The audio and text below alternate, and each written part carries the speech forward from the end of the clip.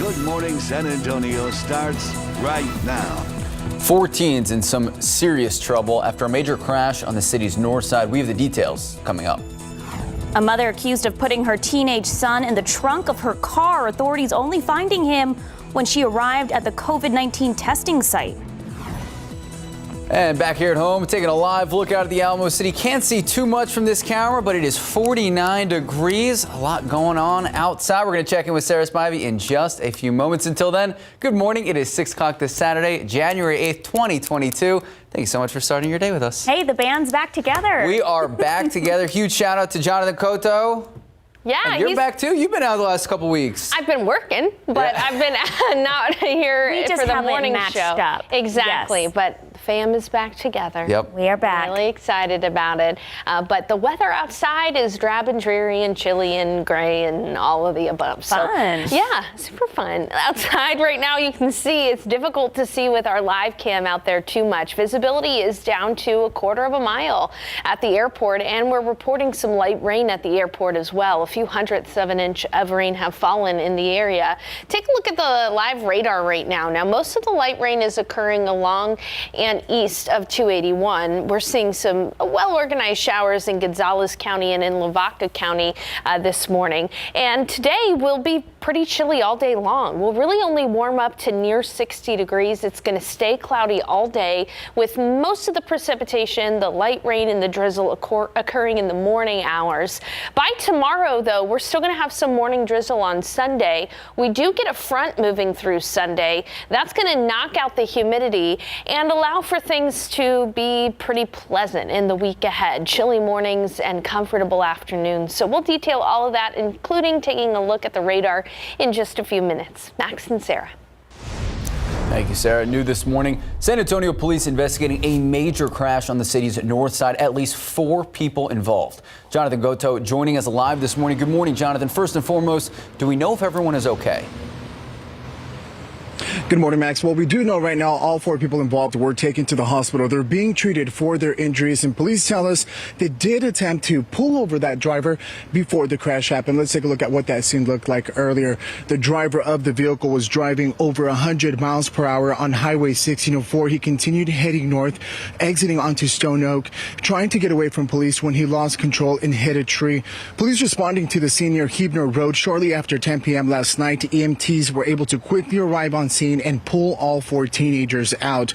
Now, we did learn that police did find drugs inside the vehicle. The driver is being checked for a possible DWI, and of course, all 4 teenagers are pending charges. We're going to stay on top of this case and bring you the latest as more information is made available. Reporting, Jonathan Cotto, KSAT 12 News.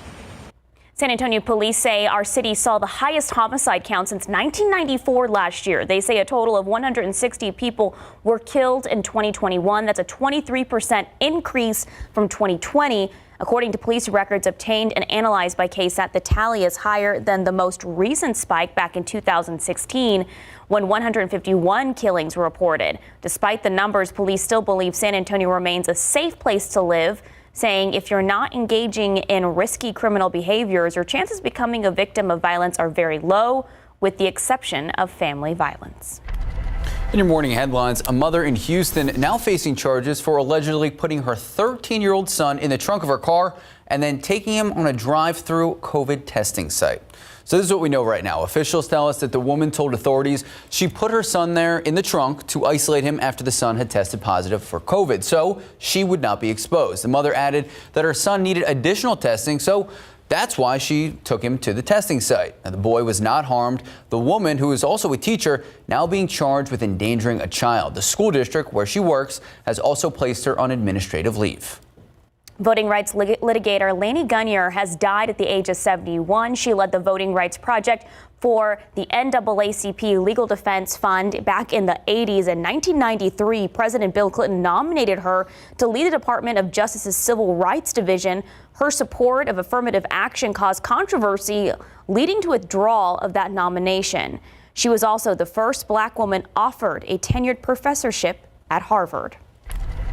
The big story from yesterday, the 3 men who chased and killed Ahmaud Arbery, they will now face life in prison. On top of the sentence, the judge denying any chance of parole for the father and son who armed themselves and initiated this deadly pursuit of 25-year-old Arbery. So Greg and Travis McMichael grabbed guns, chased Arbery in a pickup truck after spotting him running in their neighborhood in Georgia.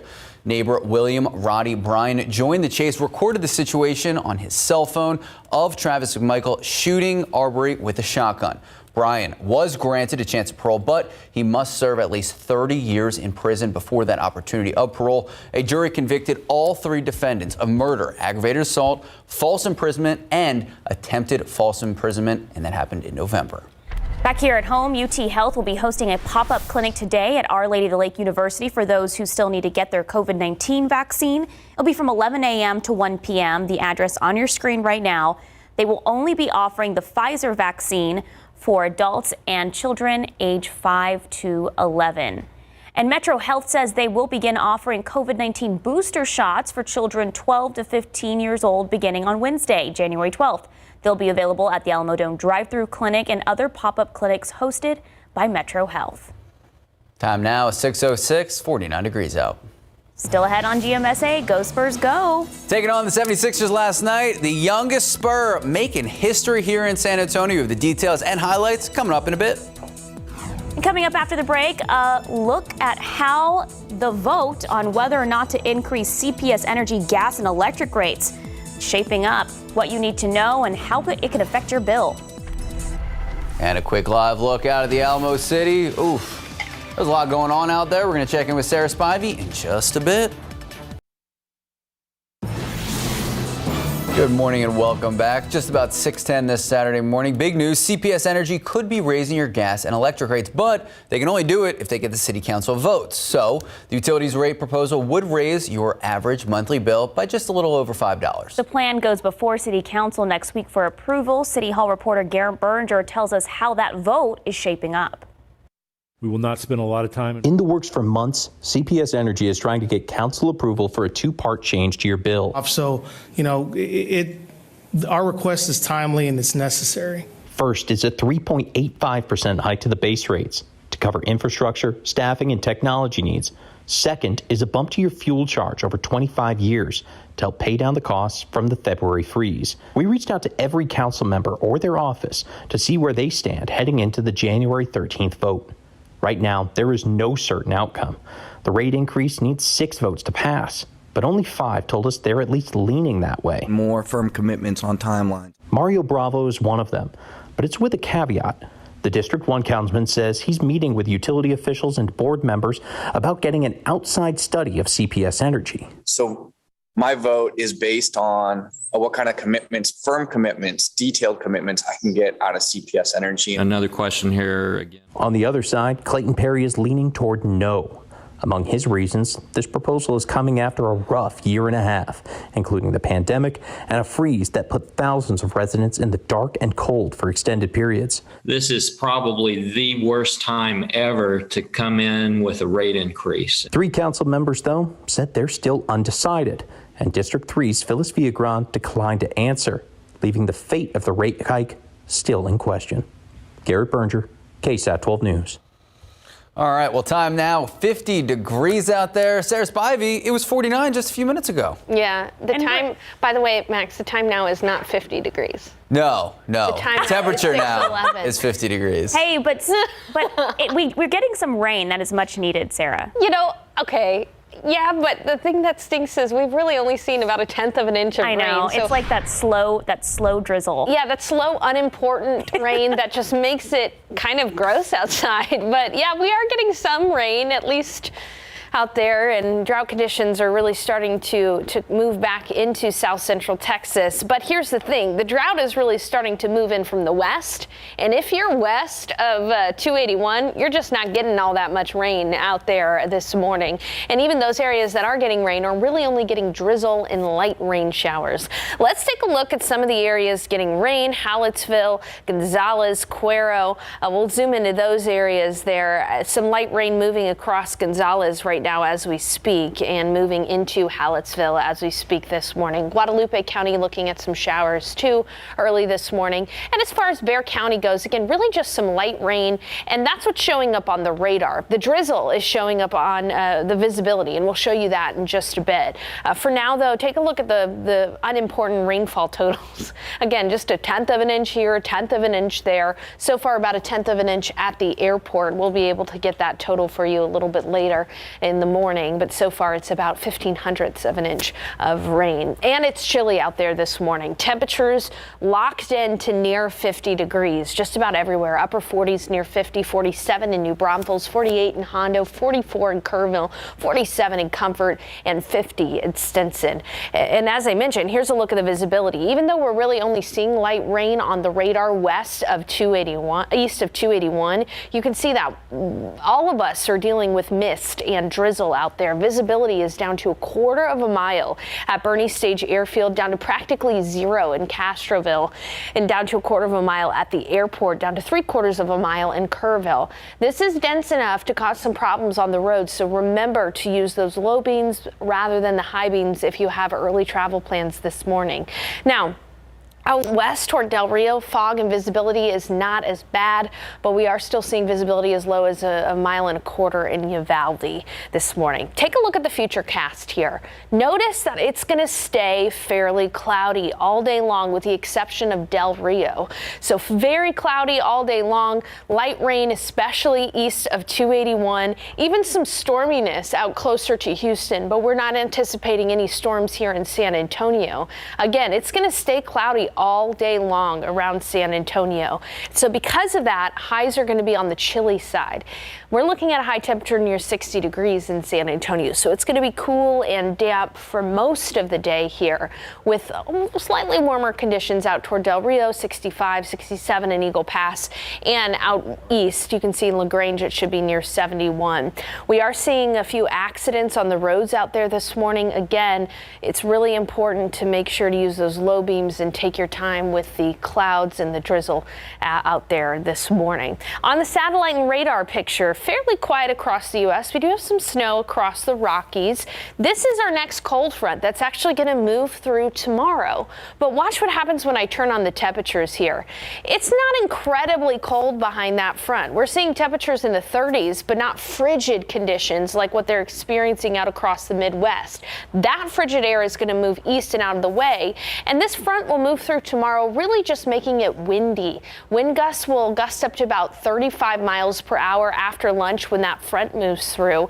And that front's going to help to keep temperatures down and a little cooler than seasonably average, but not frigidly cold, all right? Monday and Tuesday will be in the upper 50s, near 60 degrees for the high, and we're really only looking at the mid-60s for the remainder of the week. So what can you expect today? Again, fog and drizzle this morning in the low 50s. Even around noon, we'll be at 54. It's going to stay cloudy all day, a high temperature of only 59 degrees.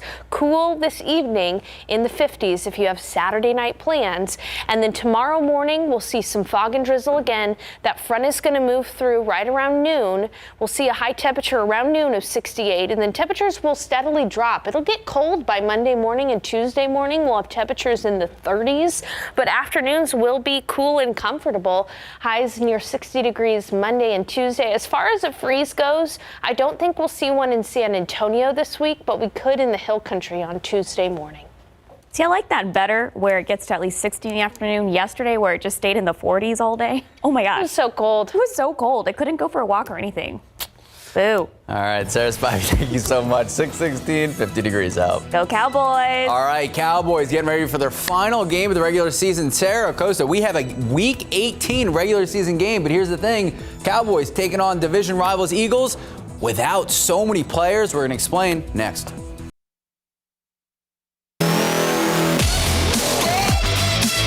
Welcome back, and go Spurs go. This guy right here, Josh Primo, setting the franchise record, youngest Spur to start a game, 19 years old. That's because the Spurs were actually down 6 players last night in Philly due to COVID protocols. Taking a look, there he is, Josh Primo, first bucket of the game. And then here we go, from the corner, splash.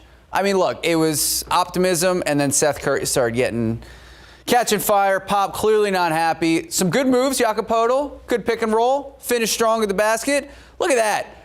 DeJounte Murray, hopefully an all-star, with the steal and easy slam. The problem was Philly led by 18 at halftime. DeJounte led the Spurs with 27 last night, but it was not enough. Sixers would go on to roll 119-100. But it's what I say all the time. It is a long season, and at last check, the Spurs with a 10 seed. Remember, with the new playoff protocols, that would still be in the postseason. You got to fight for a playoff spot. So next up, Spurs taking on the Brooklyn Nets in New York tomorrow. This one's an early one. Tip-off set for 11 a.m. Pro football coverage powered by Davis. And speaking of big games, big game for the Cowboys today. They're trying to move up the playoff seeding. Something new this year, a Week 18 regular season game. The Dallas Cowboys arriving in Philly last night for their last game of the regular season against the Eagles, but here's the thing, they left a lot of players behind. Among them, Trayvon Diggs, who has been sidelined with an illness all week. He's unable to practice. The Cowboys' Pro Bowl cornerback was never placed on the COVID reserve list. Joining Diggs back in Dallas, Donovan Wilson, also been ill, not officially ruled out of the game. Safety, Jaron Kearse, and running back Tony Pollard, also not on the team charter because of injuries. Kearse has been limited all week, bad hamstring. Tony Pollard dealing with that foot injury. And here's the thing, Cowboys fans. Earlier in the week, star rookie Micah Parsons, go Penn State, ruled out. He tested positive for COVID, along with left tackle Tyron Smith and cornerback Antonio Brown. So how will defensive coordinator Dan Quinn handle the shortage on defense, starting with Micah Parsons? I think what we've learned certainly in 2021, we've had a lot of people in and out of the lineup, and every week it was seemingly something, and so I think that's been the way of the 2021 season. I think more than anything, you adjust and you attack, and I do love that about our defense.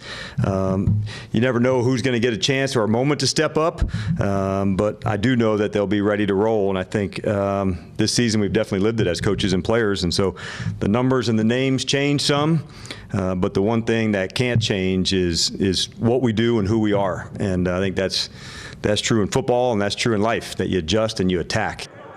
Look at that, some life lessons from D-coordinator Dan Quinn. You attack. There we go. All right, so amongst the things I love about NFL games on Saturday, you can also watch the Cowboys and Eagles live right here. KSAT 12 News. Well, KSAT 12 tonight, 7:15 kickoff. Are you going to stay up to watch it? I'm going to try. Just like at least a little bit of it. Yeah, a lot of the times, whether it's the Cowboys, the Eagles, the Spurs, stuff like that, a lot of the times I'll record it and rewatch it. Or if we're lucky, ESPN will re-show it the next morning. That's a big game tonight. Big game. Stay up. All right, but either way, Cowboys locked in for the playoffs. Exciting. All right, 6:23, 50 degrees now. Coming up next, a look at today's episode of Texas Eats. David Elder takes us inside a burger joint in Cipolo, serving up a giant burger they call the Juggernaut. That's coming up after the break.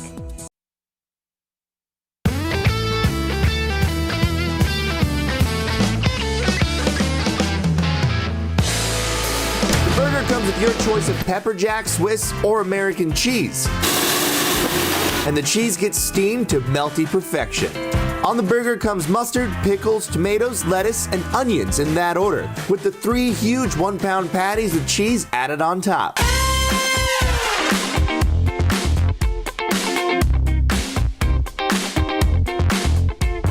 I've seen a lot of big burgers in my day. This one has to be one of the largest. Look at this thing. It's got bacon, onions, lettuce, tomatoes. You got the classic mustard on there, pickles, and then you have all that cheese on there. I gotta take a bite of this thing. I gotta know what we're working with here.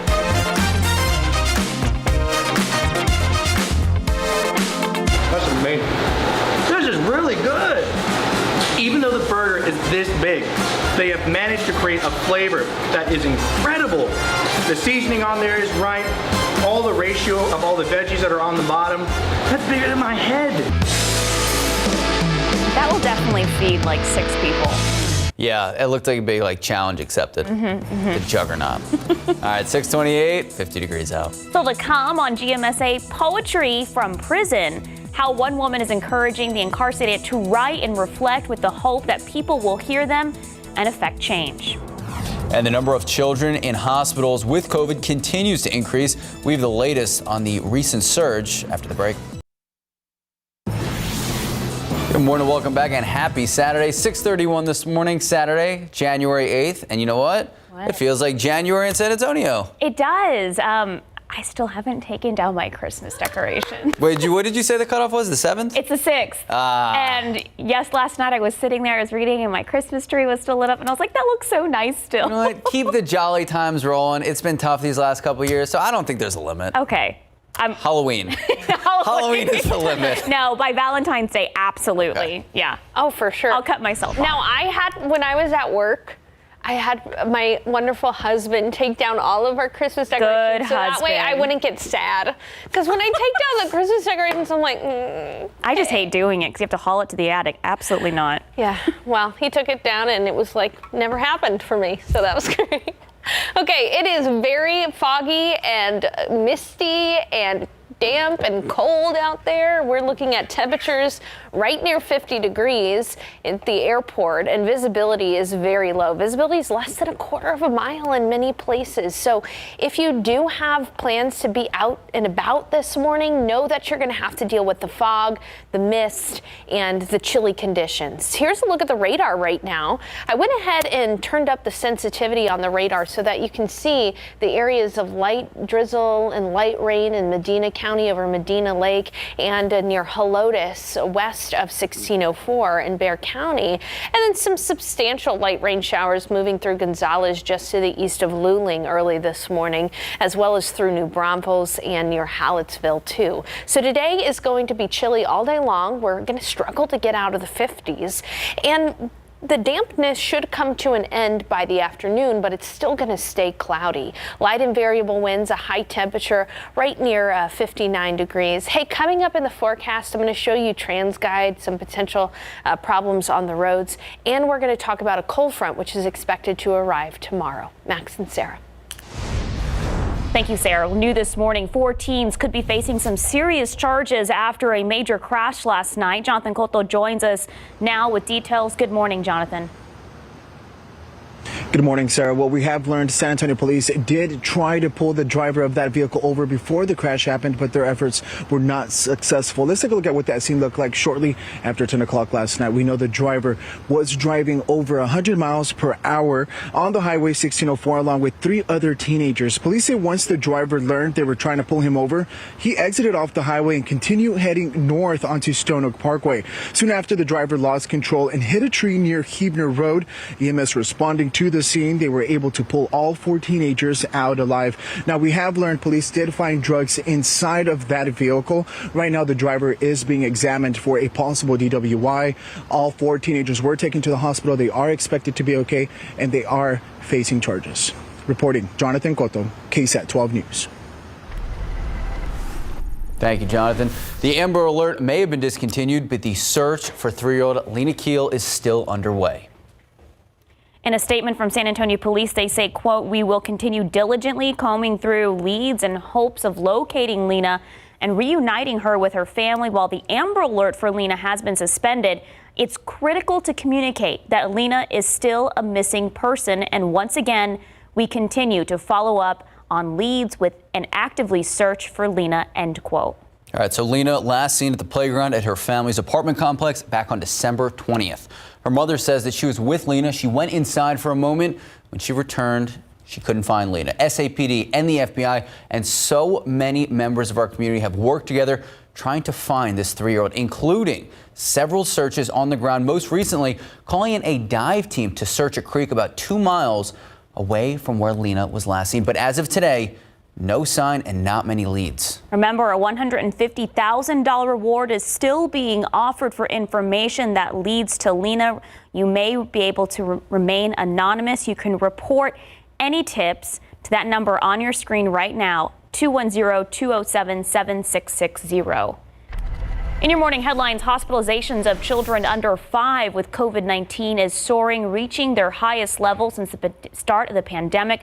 According to the government, every state in the country is reporting some sort of increase in hospital admissions. ABC's Karina Mitchell has the latest. The CDC is out with new data showing a concerning trend of pediatric hospitalizations. The agency says children under the age of 5 who are too young to be vaccinated are pouring into hospitals at double the rate from a month ago. It certainly can put kids in the hospital. They've certainly died. Where our hospital right now has had record numbers of kids who are on oxygen with COVID. From coast to coast, there are record numbers of COVID cases. In Los Angeles County, nearly 44,000 cases on Friday. Nationwide, hospitalizations are nearing an all-time high, with 130,000 people in hospital beds with COVID. And officials from Oregon to New Hampshire calling for help from the National Guard. We got to wake up, America. All the work that we're doing here and all the care that we're doing, the vast majority of it is preventable. In California, students at UC Berkeley are due to return to the classroom in less than 2 weeks. Some are urging the schools to go remote instead.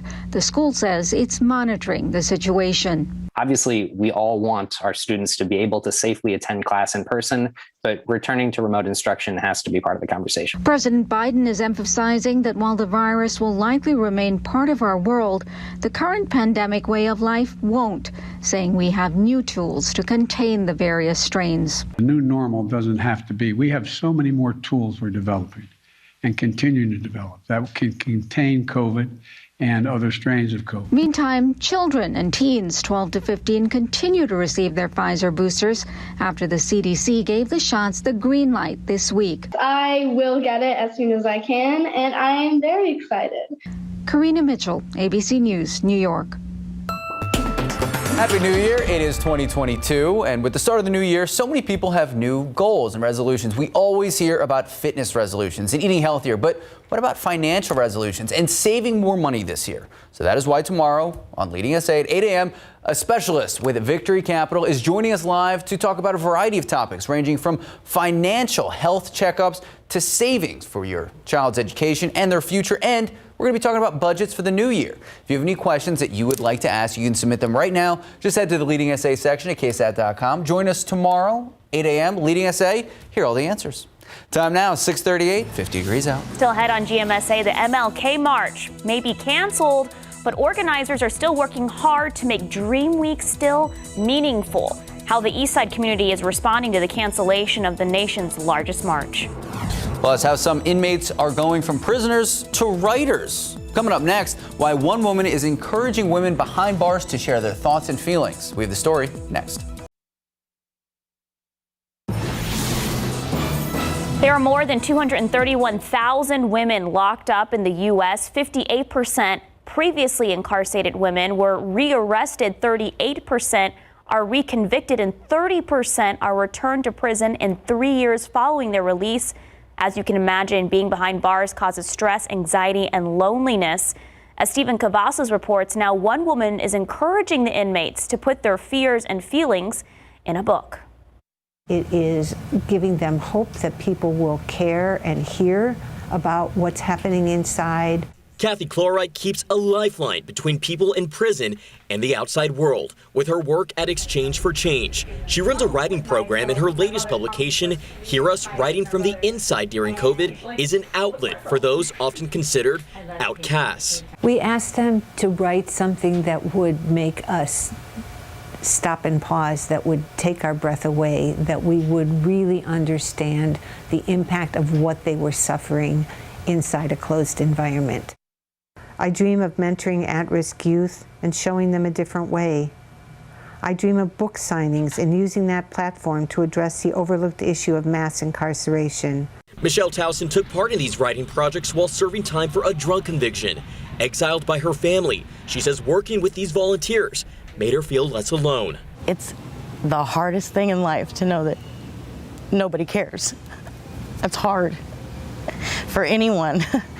And so when people care and show you that they care, that's important. It makes people feel whole again. Telling people about my redemption. Hear Us has entries from 58 incarcerated men and women from 10 states. We cannot just call people criminals, that we have to look at the humanity that's locked up. Stephen Cavazos, KSAT 12 News. All right, taking a live look out at the Alamo City. 50 degrees, foggy, and a lot going on out there. Yeah, not only a lot going on with the weather, but a lot going on with the roads as well. We're seeing some accidents this morning from the fog and from the damp conditions. This is 281 South at Hildebrand. You can see that a car there looks like it hit the side, the barrier. First responders are on the scene. It looks like a tow truck is there to remove that vehicle as well.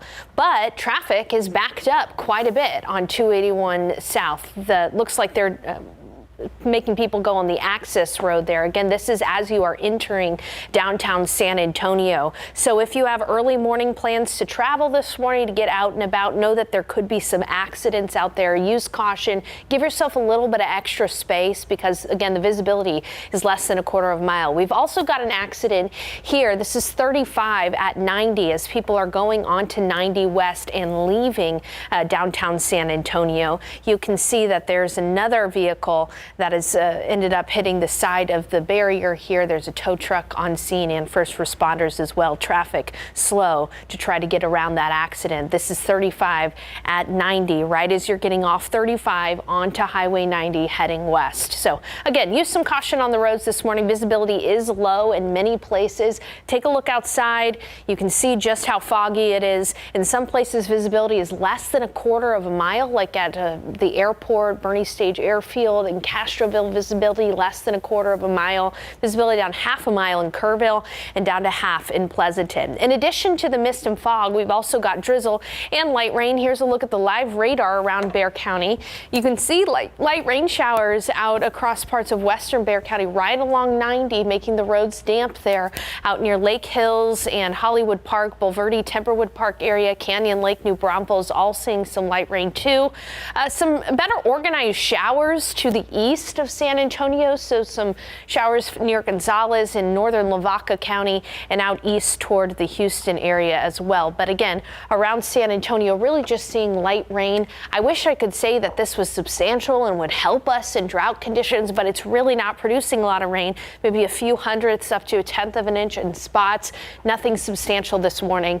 It is chilly though. Temperatures are in the upper 40s and near 50 degrees, 47 in New Braunfels, 46 in Helotes, 49 in Bandera, 45 in Kerrville, and 49 in Rio Medina. A wider view here, it's actually fairly warm near Victoria where it's 61 degrees, but it's 49 in Del Rio, 43 in Carrizo Springs. Today, we're going to see the clouds stick around. This is a look at the high-res futurecast. You can see that we stay under cloud cover around San Antonio with some sunshine out to the west, and storms are possible out near Houston, but that's going to stay well to the east of San Antonio. So as a result of the cloud cover, it's going to stay fairly chilly today. We'll likely struggle to get out of the 50s around the Alamo City. 59 for the high in Hondo, 59 for New Braunfels.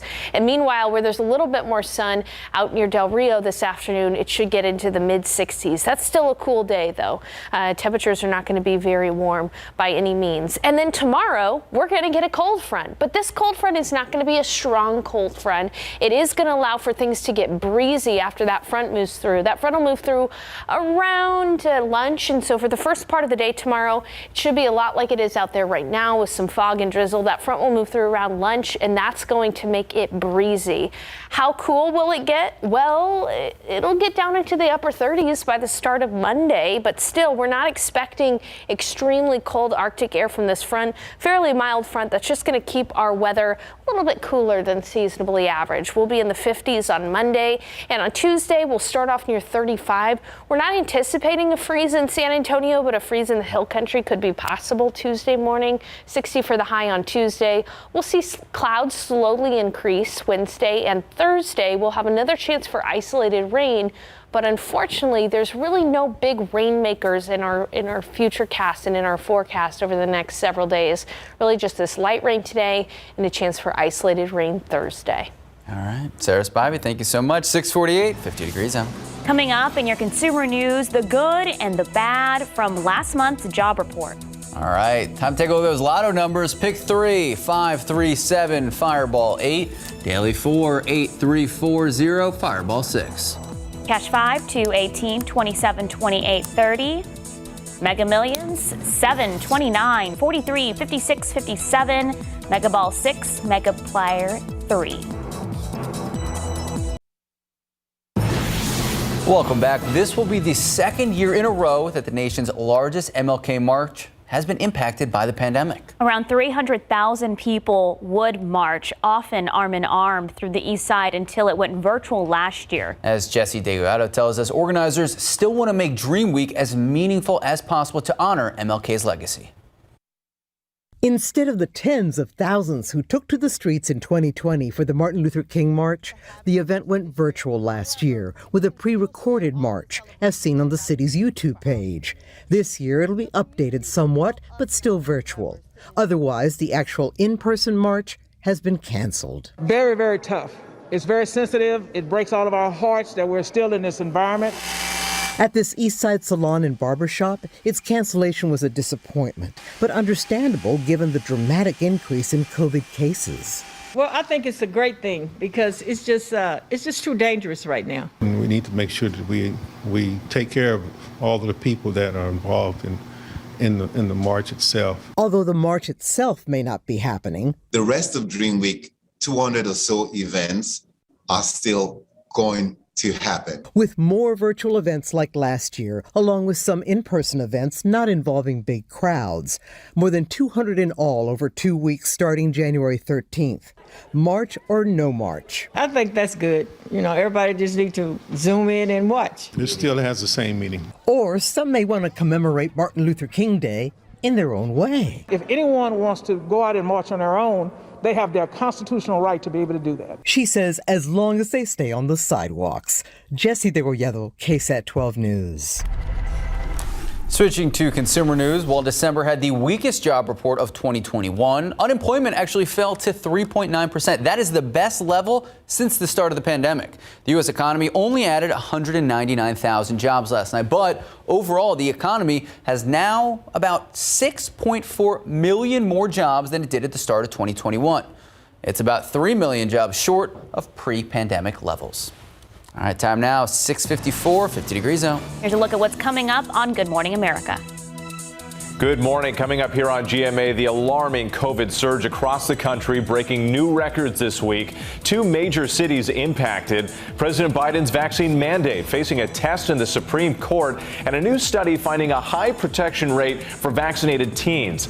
Plus, tennis star Novak Djokovic in immigration detention in Australia after the government canceled his visa for failing to meet its vaccination entry requirements. The latest on his court appeal and what we're now learning about a previous infection. Also this morning, the life and legacy of a legend, Sidney Poitier. We look back at his iconic career and trailblazing accomplishments on and off the big screen. It's all ahead here on GMA.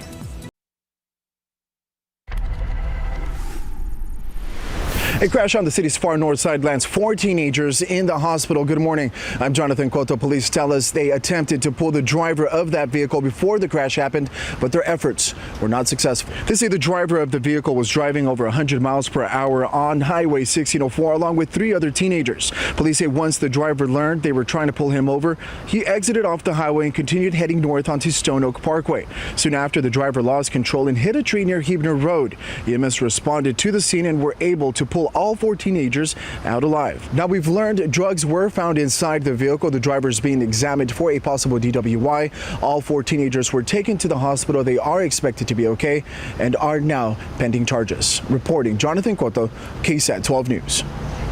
Fog, mist, and drizzle out there this morning, limiting visibility to less than a quarter of a mile. So if you have to be out on the roads, use caution, give a little space, use those low beams. Take a look at the radar right now. We've got some light rain showers too, mainly at this point on the west side of Bexar County, but still all of us expected to see some additional light rain early this morning. High temperature of only 59 degrees today. It'll become less damp in the afternoon, but stay cloudy. A front will arrive tomorrow around lunch, and that'll knock temperatures back down into the 30s to start your Monday. Only in the 50s Monday afternoon, slightly above freezing Tuesday morning, 60 degrees. We're not going to see any big major temperature swings over the next 7 days, just slightly cooler than seasonally average. Max and Sarah. All right. Thank you, Sarah. Spivey, I got to say 60, 58, fantastic, especially considering, Northeast getting snow. Yeah, I'll take it over the 40s. Still sweaty weather. Hey, coming up at 8 and 9 a.m., Jonathan Cotto is going to be live for a women's self-defense class that SAPD is holding. That is right. So don't go anywhere or have breakfast now. We'll see you back here, 8 a.m. See you at 8. Well, it's chilly and damp here for us in San Antonio. Visibility is less than a quarter of a mile from fog and mist, and we've even got some light rain out there, especially west of 281, but just about everybody dealing with damp road conditions this morning. Now, the dampness will let up in the afternoon, but it's still going to stay chilly all day because we're going to stay cloudy. So skies will be gray. High temperatures will struggle to get out of the 50s this afternoon, and winds will be light and variable. A cold front arrives tomorrow afternoon. Good Saturday morning. I'm meteorologist Sarah Spivey. It is damp and chilly and gray out there this morning. Take a look at the live radar. We've increased the sensitivity here, but there is some light rain going through all of Bexar County and the KSAT 12 viewing area. Near Seguin, seeing some rain near New Braunfels, Bernie, Bulverde, Timberwood Park, Canyon Lake area, Castroville. All of us getting some light rain and some mist and some drizzle and some fog. Visibility is less than a quarter of a mile in many places, so use caution if you have to be out there early this morning. It's also chilly too. Temperatures warmer than yesterday, but still cold. We're looking at temperatures this morning in the upper 40s and near 50 degrees. It is going to stay cloudy today. We'll see the rain end in the afternoon, but still cloudy with damp and drizzly weather for most of the day. High temperatures likely going to struggle to get out of the 50s this afternoon. 59 for the high in San Antonio. Chilly this morning, and in fact it's drizzly out there in many places, so damp, cold today. High temperatures will struggle to get out of the 50s. It'll stay cloudy all day long, and coming up here at 8, I'll have a look at tomorrow's cold front. Live from KSAT 12, Good Morning San Antonio starts right now. 4 teenagers lucky to be alive after walking away from an overnight crash, speeds reaching 100 miles per hour. We have the details from investigators. San Antonio Police hosting a training event that will teach women important self-defense training skills, and it's all happening here at the San Antonio Police Department Training Academy. We have details coming up next. 51 degrees at 8 a.m. Man, you really can't see. We are having some fog out there, and we had some drizzle as well. Sarah Spivey will let us know how long it's going to stick around for in just a bit. Good morning. It is 8 o'clock this Saturday, January 8th. Thank you so much for starting your morning with us. So first show back in 2022. The question is, do you have any 2022 resolutions? I think I heard Sarah say it earlier. This was my resolution last year, just not to worry as much. Okay, less anxiety. Yeah. How'd that work for you in 21? I think I'm slowly getting better. Okay. I think I really feel better this year. Okay. I just good. like after 2020 and 2021, it's like, you know, yeah, it is what it is. So, Spivey? I'm thinking zen. Zen. Yeah. Zen. But the weather outside this morning is kind of icky. It's cold and damp out there. Take a look at visibility down to a quarter of a mile at the airport and at Port SA, as well as in Castroville. So dense fog out there this morning, as well as mist and drizzle. Here's a look at the radar. Some light rain moving across San Antonio. Those roads are damp, and we've already seen quite a few accidents this morning. So please use caution if you have to be out and about early this Saturday morning. Now, something to keep in mind is that we're socked into cloud cover today. The clouds are not going to go away. It won't be as damp in the afternoon, but it's still going to be cloudy. And so temperatures are really not going to be able to rise as much as from where they are right now. Temperatures are in the upper 40s, low 50s. It's 47 in Helotes, 51 at the airport, 49 in Bulverde, and 49 in Comfort. And we're really only likely going to get up to about 59 degrees today. Tomorrow, we expect a cold front to move through after lunch, so we'll be able to get up to 68 degrees. But by the time that front moves through, temperatures are going to fall. It's going to get breezy. And I'll tell you how that cold front is going to shape our work week forecast in just a few minutes. Max? Thank you, Sarah. New this morning, police tell us a speeding driver who refused to stop wound up losing control and crashing into a tree on the city's far north side. So take a look. This happened on 1604 near Stone Oak. Officers on the scene telling us the vehicle was clocked going 100 miles per hour. They say when they tried to pull the vehicle over, the driver refused to stop, then apparently lost control of the vehicle, crashing into a tree. Inside that vehicle, 4 teenagers who officers say luckily only had minor injuries. Investigators added that drugs were found in this vehicle, and we are still waiting to learn what charges, if any, these teenagers will face. The number of people in Bexar County being hospitalized after being infected with COVID-19 continues to rise. According to the latest report, the hospitalization number rose to 679 people. 150 patients are in the ICU, with 59 of them on ventilators. Metro Health also reported one new death yesterday, along with releasing that 4,331 new cases. All right, so with the demand of COVID testing at record levels locally, Metro Health announcing 3 new testing sites, 2 of which have already opened. One over at Alamo College's district office building and another at Palo Alto College on Monday. One will also open at St. Philip's College. But Metro Health says it will open 3 more additional testing sites next week. Testing will begin Tuesday at the Yates Community Center on Rasa Drive. Then on Wednesday, a testing site will open at the Melendres Community Center on West Commerce Street. And Thursday, Copernicus Community Center on Lord Road will begin testing as well for COVID-19. We've got you covered. We're keeping a running list of these testing sites, their hours of operation, and what you need to know before you get tested. Just head to KSAT.com. All right, so an increase in COVID cases among vaccinated cast members of Hamilton, forcing officials to postpone this weekend's performances. In a tweet sent last night, the Majestic Theater informing customers to hold on to your tickets as they are now working to reschedule the weekend shows. Right now, it is only the weekend performances that is being affected. The theater says all future performances of Hamilton beyond the weekend are scheduled to go on as planned. Anyone wanting to get a COVID-19 vaccine, local health agencies are still offering them. You can find a location. We have a compiled list of places administering the vaccine. Just use your phone to scan that QR code you see on your screen right now. Doctors are still encouraging and urging people to get the shots and the booster shots to better protect themselves from severe symptoms and hospitalizations. A reminder, Pfizer's booster shot is now approved for children as young as 12. Metro Health's pop-up clinics and the Alamo Dome plan to start offering boosters to children between 12 and 15 on Wednesday. Well, happening today, the San Antonio Police Department hosting a self-defense training event exclusively for women. The training includes real-world scenarios that are designed to give women the skills to protect themselves in dangerous or threatening situations. Our Jonathan Cotto joining us live this morning. Good morning, Jonathan. What can participants expect out of this training? Good morning, Max and Sarah. Well, I'm here located at the San Antonio Police Department's Training Academy. And let me tell you, the world is an unpredictable place. So learning valuable skills on how to defend yourself, protect yourself when, things just suddenly creep around the corner. It's very important to do so. And with me is Officer Tammy Ayala, who's in charge of the physical training element here for the San Antonio Police Department. Tammy, what are these women going to learn today? Well, first off, thank you so much for having me. Today, we are focused on self-protection. This is our second annual event of Women's Self-Awareness. Self-protection is extremely critical today. It's very important for these women to know their surroundings. A lot of people right now are so focused on their cell phones as our everyday life carries on. So teaching them a little bit about self-awareness is completely important. Now, what is the day going to look like for these ladies?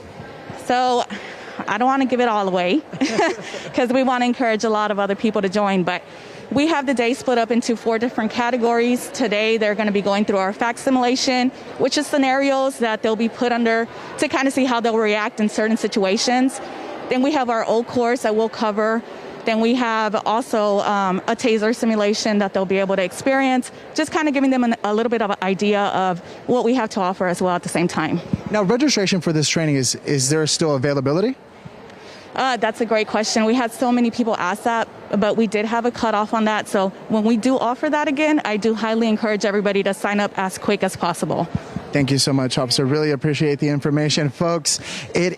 It's all about situational awareness, being aware of your surroundings. And these ladies are going to be learning some very, very valuable skills. We're going to be hanging out with them, seeing what that training is going to look like, and we'll bring you more information here in the next half hour. Max, Sarah? All right, Jonathan Cotto, thank you so much. 8:07, 51 degrees out.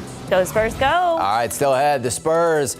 Oof, we had a lot of people in COVID protocols, so it was a thinned down roster last night, but we got to see some of the young guys step up and show out. We're going to have highlights next. David Elder stops by a food truck featuring authentic Mexican food that's coming up in Texas Eats. And a quick live look out of the Alamo City. Can't see too much from this camera, but we're going to check in with Sarah Spivey for your full forecast in just a bit. Good morning and welcome back. We know there are so many delicious taco spots here in and around San Antonio, so you might want some help picking where to go. David Elder is your guy for that. He's sharing with us what one food truck is serving up that offers its customers an authentic taste of Mexico.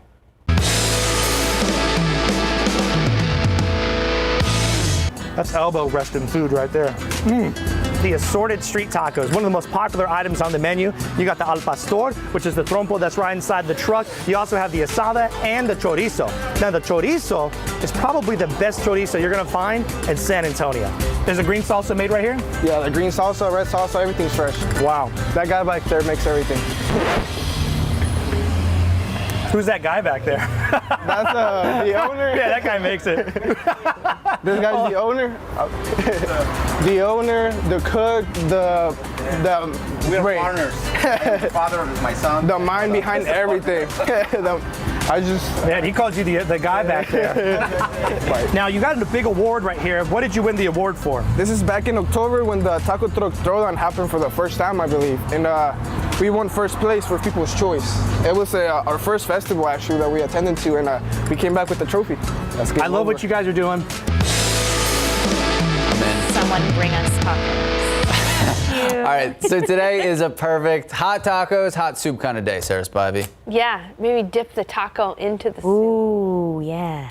Birria, right? Yeah. Birria tacos are good. All right, let's take a look outside with the radar. You can see we are dealing with some light rain and some mist and some drizzle around San Antonio this morning, and it is just chilly out there. I turned up the sensitivity on the radar so that you could see the areas that are getting a few more light rain showers than other areas, like in Schertz right now and out near Lavernia, as well as up in Leon Springs. But generally, all of us experiencing damp conditions this morning. And where you're not getting a light rain shower, you're getting some mist and some drizzle. A little bit better organization off to the east in Lavaca County, just to the east of Hallettsville. And it's in these areas east of Hallettsville that we could see a few thunderstorms later on today. But generally, most of our rain will be, unfortunately, unimportant rain that really only amounts to a tenth or so of rainfall. And we're starting to see drought conditions increase. And so that's just not going to cut it as far as alleviating drought conditions, just making things damp and a little dangerous out there on the roads, so use some caution. And now temperatures have really only risen by a degree or so since the start of the day. We're looking at in the upper 40s and low 50s right now. It's 48 in Lotus, 50 at Bernie Stage Airfield, 49 in Bulverde, 48 in New Braunfels, 50 at JBSA Randolph, and 46 in Kerrville. Those temperatures and those dew points, they are close together, and that's what's creating some areas of fog as well, on top of the mist and drizzle. So that's why we have visibility less than a quarter of a mile in many places, including New Braunfels, San Antonio, Bernie Stage Airfield. Out toward Castroville, visibility is less than a quarter of a mile. Slightly improved visibility the further west you go, out near Del Rio, things look a little bit better. But all in all, it is a gray and damp start to the day. And even looking at the future cast, there should be some sunshine for Del Rio, but really not much in San Antonio throughout the day. In fact, it's going to stay fairly cloudy. Again, we could have a few thunderstorms out east toward Houston, but in San Antonio, most of the rain will be this morning, and it'll be that unimportant light drizzly rainfall. But because it's going to stay gray, our temperatures are just not going to rise all that much. We may top off near 60 degrees this afternoon, but that's about it. Mid 60s out toward Del Rio and Eagle Pass, where they'll have a little bit more sunshine, and down near Laredo, it should be near 70 this afternoon. So on the satellite and radar, as you can see, drizzle continues around the Alamo City. In a wider view here, it's fairly quiet across the United States, but across the Rockies, there is some snow. This is where our next cold front is. It's going to arrive tomorrow. But I want to show you something. I'm going to step off for a second. Notice how much colder it is across the Midwest. Temperatures are in the teens. Behind this front, temperatures are cold. They're in the 30s, but this is not a blast of Arctic air that we're going to be dealing with. Instead, what we'll see when this front moves through close to lunch is a kick up of the winds. Winds are going to kick up, gusting up to about 35 miles per hour from the north. That means Mountain Cedar is likely going to go up tomorrow too. And although our high temperatures are going to drop, it's not going to be frigid outside. High temperatures should be in the 50s Monday, near 60 degrees Tuesday, and slightly cool for the remainder of the week next week. We, in fact, don't really expect a freeze in San Antonio this week at all, and I'll show you that 7-day forecast in just a bit. For now, know that it'll be drizzly with some fog through the morning. We'll see that come to an end in the afternoon, but clouds will stick around. 59 for the high, light and variable winds. And after that front moves through tomorrow, again, temperatures will fall. We'll wake up Monday in the 30s. It's going to be cold, but it's not going to be freezing. 58 for the high on Monday, 35 Tuesday. We could see a freeze in the hill country Tuesday morning, but it's likely not going to freeze here in San Antonio. 60 for the high on Tuesday. Another chance for unimportant rain Thursday. Just a small chance for light rain there on Thursday. So not looking good as far as drought conditions go, but at least the weather feels more like January outside. Unimportant rain. All right, Sarah. Thank you. Thanks, Sarah. 8:17, 52 degrees out. Well, the USDA is making sure schools around the country are able to feed students in the wake of the skyrocketing food prices. We'll tell you how. Plus, Spurs another nail-biter last night, taking on the Philadelphia 76ers. Highlights and the scores. That's next.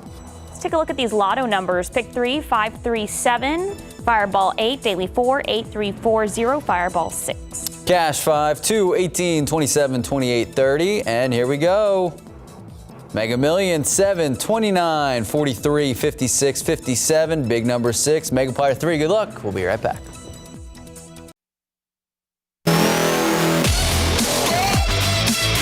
Welcome back, and go Spurs go. Spurs had a challenge last night in Philadelphia. They were down 6 players because of COVID protocol. So Josh Primo getting the start. Franchise record, youngest Spur to start a game at 19 years and 2 weeks old. And he started off early. That was it. You just missed it. First bucket of the game, set the silver and black up. So a little later, took quarter 3 also. It fell, but the Spurs were down double digits thanks to Seth Curry's 13 points in the first quarter. By the end of the first, Sixers led by 20 points. Spurs get a jump start in the second. DeJounte Murray, he took a shot from the elbow, and there, big man right there, Jakob Poeltl. Bryn Forbes dished it, but the Sixers, as you would see right there. So the Spurs did go on a 10-0 run. They trimmed the lead down to only 9. The Sixers were outscored by the Spurs by 2 in the second, but Philly had their best shooting half of the season, 67%. They led by 18 at halftime. So here we go. Murray then packs the Spurs on his back, sees what we can get happening. He gets a 3 from the right side. Check it out. Baseline, under the hoop for the layup. Straight away, 3 in transition. He scored 8 straight points for the Spurs. The Sixers were still up 17 after 3 quarters. Spurs in the fourth, a 9-2 run. Nice dunk from Poeltl, cutting the Spurs lead down to 12. Or Sixers lead down to 12. Murray comes up with a steal, and look at that, making dunks look easy. He led the Spurs with 27 points, but still, that is not enough. The Sixers finish off the silver and black 119-100, but it is a long season. We still have a lot of games left. Next road game is tomorrow. Spurs will be in New York, taking on the Brooklyn Nets at the Barclays Center. Early tip-off, game starts at 11 a.m., but always go Spurs go. Yeah, shout out to Josh Primo. Looks I mean, I know he is young, but looks so young. It's good to see those young players step up. It's true. Future's bright. 8:22, 51 degrees out. Parents in Chicago are hoping to keep their kids in school as the Omicron variant continues to spread. They have taken some legal action to make sure that happens. The story is next. A group of 7 parents is calling the school closures in Chicago this week an illegal strike, and they are suing the teachers union.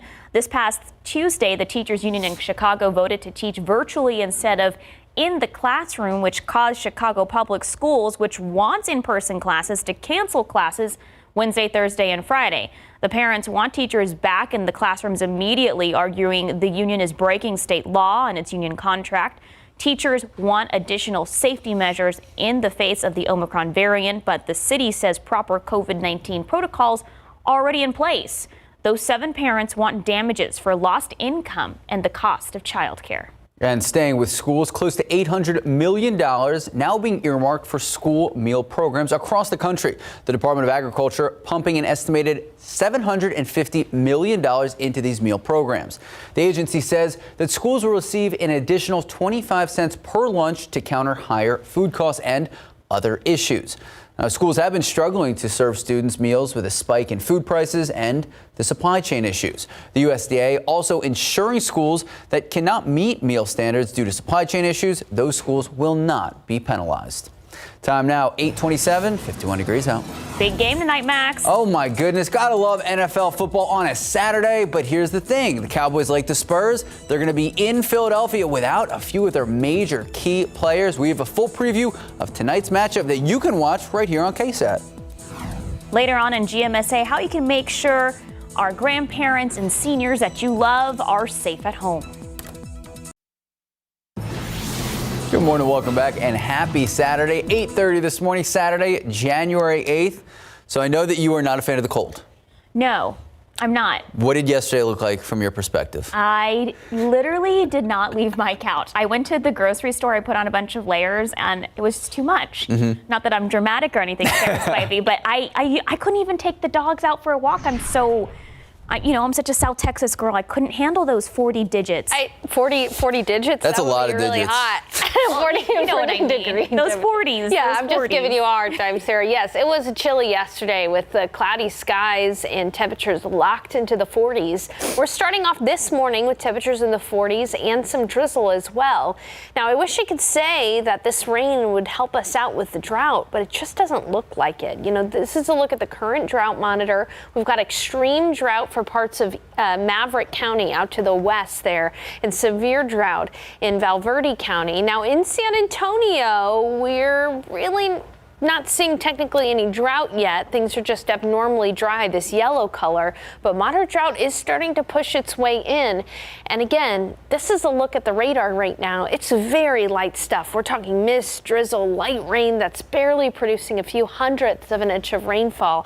It's not going to help with the drought, but it is ending up to making the roads a little bit hazardous. Slick road conditions with fog developing as well. Visibility is down to a quarter of a mile at the airport, down to less than that at Birdie Stage Airfield, down half a mile at JBSA Randolph, and down to a quarter of a mile in New Braunfels. It's chilly too. Temperatures, as I mentioned, are in the upper 40s, low 50s. And we're going to continue to see this drizzle and foggy situation through the morning hours. By the afternoon, though, the rain should stop, but it's still going to be cloudy. So highs today likely only going to be in the 50s. But guess what? We've got a cold front on the way tomorrow. I'll tell you that cold front is not going to be as strong as some may think. So we'll have a look ahead coming up in just a bit. Sarah and Max. Thank you, Sarah. In this morning's headlines, emergency crews in Pennsylvania, they are working to free someone who is trapped in a mine collapse near the Pennsylvania-West Virginia border. This is what we know right now. Crews, including safety engineers, responding to the underground mine collapse in Fayette County. This is near Lake Lynn, and it all happened yesterday afternoon. Details about what exactly caused the mine to collapse have not yet been released. It is being reported that one person trapped is in an underground part of a quarry mine. Now, rescue operations continue through the night, but still no word yet on whether the trapped miner has been rescued, and still no word on their condition. A horrific end in Gary, Indiana. A state police chase ends in a double fatal crash on the Interstate 80 yesterday. Investigators say Lake County Sheriff's deputies were trying to stop the driver of a car for speeding in downtown. But instead, he led police on a high-speed chase. Officials say the driver lost control, hitting a semi and spinning across all lanes before crashing into a median. A 20-year-old woman and a baby in a car seat died at the scene. Authorities in Colorado identifying the remains of a man killed in the Marshall Fire. We now know this is 69-year-old Robert Sharp. His family says he was a longtime resident of Boulder, Colorado. Sharp was found while authorities were looking for 3 people who disappeared after the fast-moving wildfire that nearly destroyed 1,100 homes. Investigators are still searching for 2 other people. Well, the San Antonio Police Department hosting a self-defense training event today.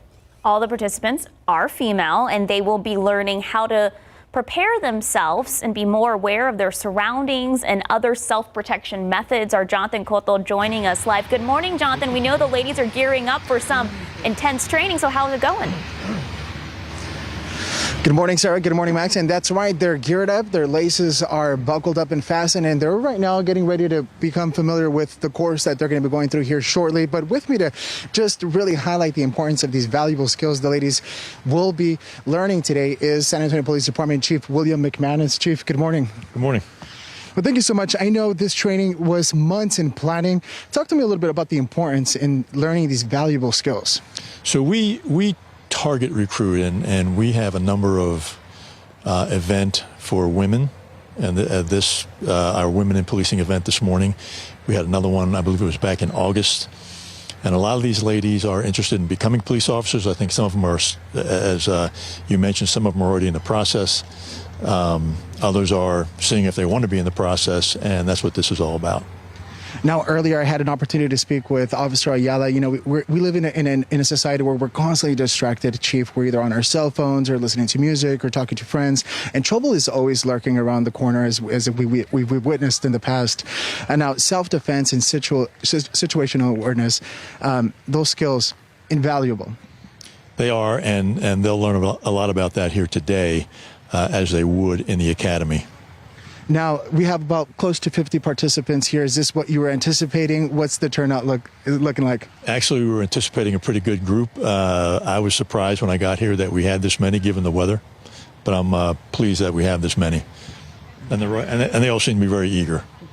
Now, it looks like it's going to be a long day for them. What's a little bit more that they can expect out of this training? It'll be a long day, but it'll be a fun day. After they're done on the obstacle course here, they'll go down to the village, and they'll do some tactical things, and it'll be a lot of fun for them. Chief, thank you so much. Thank you.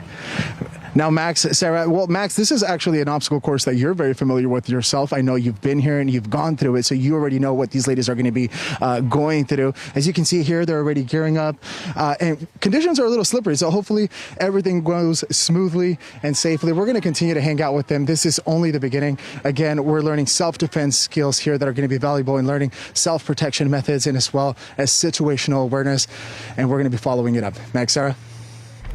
I really want to see Jonathan do this obstacle course. I think he should. We were there. We did it. My photographer, Azian, and also Robert Samaron, we did it for the SWAT Challenge. It's not easy. Okay, Jonathan, I hope you're listening. Yeah, there you go. All right, switching gears. 90% of older Americans say they want to live in their home and they do not want to move to an assisted living facility. But every 20 minutes, an older adult dies from the consequences of a fall. But there are some simple things you can do to make sure your loved ones are safe in their homes. That's right. Stephen Cavazos explains.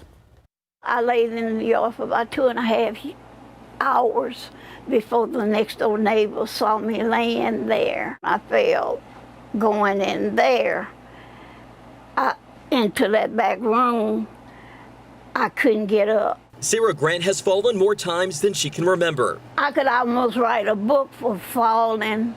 I was stunned to understand that for any older adult, 65 or older, the risk of falling is huge. So you could have a 25 to 33% chance of falling, even if you don't have any risk factors for falling. A Harvard study found the 5 most important universal design features in the home are no-step entries, extra-wide hallways, accessible living spaces on the ground floor, and accessible light switches and door levers. But the same study found only 1% of homes in America have all 5 features. But that's not all you can do. Are things like these carpets where the edges can lift up and cause a problem with a walker getting stuck or a foot getting stuck. Guardrails on steps, benches on tubs, and handrails in showers all cut fall risks by 50%.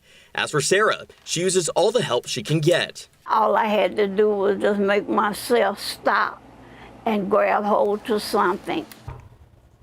Yeah.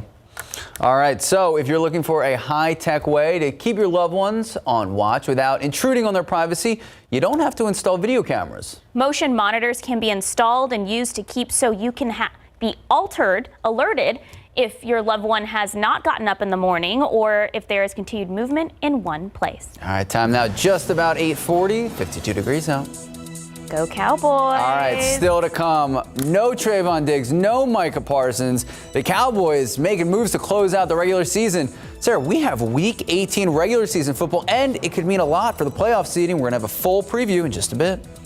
But coming up after the break, two world powerhouses are turning their sights on Antarctica to track sea levels around the world. All right, it doesn't feel like Antarctica out here in the Alamo City, but it's not like we can really see anything from this camera anyway. Well, the cameras are a little higher up, too. That's true. We're going to check in with Sarah Spivey in just a bit. Welcome back and Happy New Year. It is 2022. And with the start of the new year, so many people have new goals and resolutions. We always hear about fitness resolutions. We hear about eating healthier. But what about financial resolutions? And what about saving more this year? So that is why tomorrow on Leading SA at 8 a.m., a specialist with Victory Capital is joining us. We're going to be talking about a variety of topics ranging from financial health checkups to saving for your child's education and future to budgets for 2022. So if you have any questions, you can submit them right now. Just head to the Leading SA section of KSAT.com. Join us tomorrow morning, 8 a.m., Leading SA for all the answers. Well, this week, 32 scientists are beginning a more than 2-month mission aboard an American research ship to investigate how much and how fast warmer seas are eating away at Antarctica's ice. They are focusing their attentions on the widest glacier in the world based on land and sea. The Florida-sized glacier has gotten the nickname the, quote, Doomsday Glacier because of how much ice it has and how much seas could rise if it all melts. The glacier is putting about 50 billion tons of ice into the water a year and is said to be responsible for 4% of global sea rise. This is a $50 million joint mission between the United States and the UK. All right. Well, back here at home, Sarah, no icebergs in San Antonio, but it is 52 degrees, so it's a little cold here. It's chilly and damp, and the damp conditions make it kind of feel colder outside, too. The roads this morning have been a bit of a mess, and I'm happy to report there's no major accidents out there right now. But as you can see, it's damp on the roadways. This is 410 at Callahan, 410 at Starcrest. A bit of ponding on the roads there early this morning as well, especially toward the sides of the roads. And it looks like this outside, too. So in addition to the slippery conditions on the roads, you're also going to have to deal with fog. Visibility is less than a quarter of a mile at San Antonio International Airport, down to a quarter at Bernie Stage Airfield, down to less than a mile out in Castroville, less than a mile in Pleasanton, half a mile in Kerrville, and a quarter of a mile in New Braunfels. So on top of the fog, we've got some light rain as well. I turned up the sensitivity to the radar so that you could see the shield of light mist and rainfall that's moving across Bexar County up into Guadalupe County and parts of Comal County as well, including Canyon Lake area. So this rain is not putting down a lot. We're only seeing so far about 0.15 of an inch of rain at the airport, and that's one of the spots that's actually getting more rain than the rest of the area. So not a lot of rainfall falling, but it is enough to create some hazards out there early this morning. 48 degrees in Helotes, 50 in Rio Medina, 52 in Castroville, 48 in New Braunfels, and 48 in Comfort. A lot like yesterday, because we stayed cloudy, it's going to be hard for our temperatures to rise all that much from where they are at right now. Notice that out in Del Rio, it's even colder. It's 49 in Del Rio, 45 in Carrizo Springs, and 48 in Cotulla. Areas west of San Antonio could see a little sunshine today, but again, we're going to be socked into cloud cover around San Antonio with a better chance for rain the further east you go. By the afternoon in San Antonio, I think a lot of the mist and drizzle will be done, but it'll stay cloudy, and so as a result, again, temperatures are going to struggle to get out of the 50s. 59 for the high in Hondo, 56 in Kerrville, 59 in New Braunfels. There should be a little bit of sun for Del Rio, so that's why they'll be allowed to warm up into the mid-60s. But all in all, it's going to be a pretty chilly, damp, and gray day. And on top of that, we've got a cold front on the way. That front is going to arrive, though, tomorrow right around lunch. So we're going to be able to start off the day tomorrow with temperatures in the 50s with fog and drizzle, a lot like what we're dealing with now. That front will move through around lunch, so we'll warm up until about lunch when we'll be in the upper 60s. Then that front moves through and it gets breezy. Winds will gust up to the north up to about 35 miles per hour, and temperatures will fall. But this cold front is not going to be very, very strong. It's going to make things chilly in the mornings, but it's not going to make things frigid. What it is going to do is it's going to take out the humidity that we're seeing out there right now. Dew points are going to fall into the 20s Monday and Tuesday. That'll allow for cold mornings and cool but comfortable afternoons. So by Monday morning, we'll be in the upper 30s for the morning low, and Tuesday morning 35. On Tuesday morning, I don't think we'll have a freeze in San Antonio, but it could be possible possible to see a freeze in the hill country Tuesday morning. But back to today, staying drizzly and foggy through the morning, and then in the afternoon, the precipitation will let up, but it's still going to be cloudy with a high temperature in the upper 50s, near 60 degrees with light and variable winds. And tomorrow, that front will arrive right around lunch, so we'll have that morning fog and drizzle. 68 for the high, that'll occur close to lunch, and then temperatures will fall for the remainder of the day. We'll be in the 30s by Monday morning, 50s Monday afternoon. So again, no frigid temperatures in our forecast, no extremely warm temperatures in our forecast, and unfortunately, no significant rain in our forecast either. All right, Sarah Spivey, thank you so much. 8:48, 52 degrees out. The big question, will Max Massey stay up to watch tonight's game? Oh my goodness, it will be tough. It will be at 7:15, and you can watch it right here on KSAT. Very exciting. Gotta love Saturday NFL games, and it is week 18 of the regular season. We're gonna have a full preview who is playing and who is not. Pro football coverage powered by Davis Law Firm. All right, big matchup tonight right here on KSAT. We got the Cowboys, we have the Eagles, we have the final regular season game, and they're both playoff teams. So the boys had to leave a number of the players behind here in Texas. Among them, Trayvon Diggs. He's sidelined with an illness all week long, but the Pro Bowl cornerback, yes, Pro Bowl cornerback, he was never placed on the COVID reserve list. As a result, Diggs' quest to break the regular season record of 11 interceptions that he tied Everson Walls for will end in a tie. Also left behind, Donovan Wilson. He's been ill, but also officially not ruled out for the game. Safety Jaron Kearse and running back Tony Pollard did not make the trek. They both have respective injuries.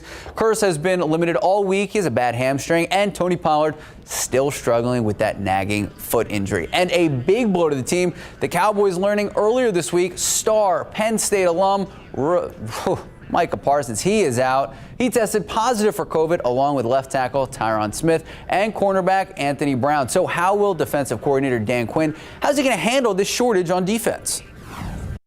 I think what we've learned certainly in 2021, we've had a lot of people in and out of the lineup, and every week it was seemingly something. And so I think that's been the way of the 2021 season. I think more than anything, you adjust and you attack. And I do love that about our defense. You never know who's going to get a chance or a moment to step up, but I do know that they'll be ready to roll. And I think this season we've definitely lived it as coaches and players. And so the numbers and the names change some.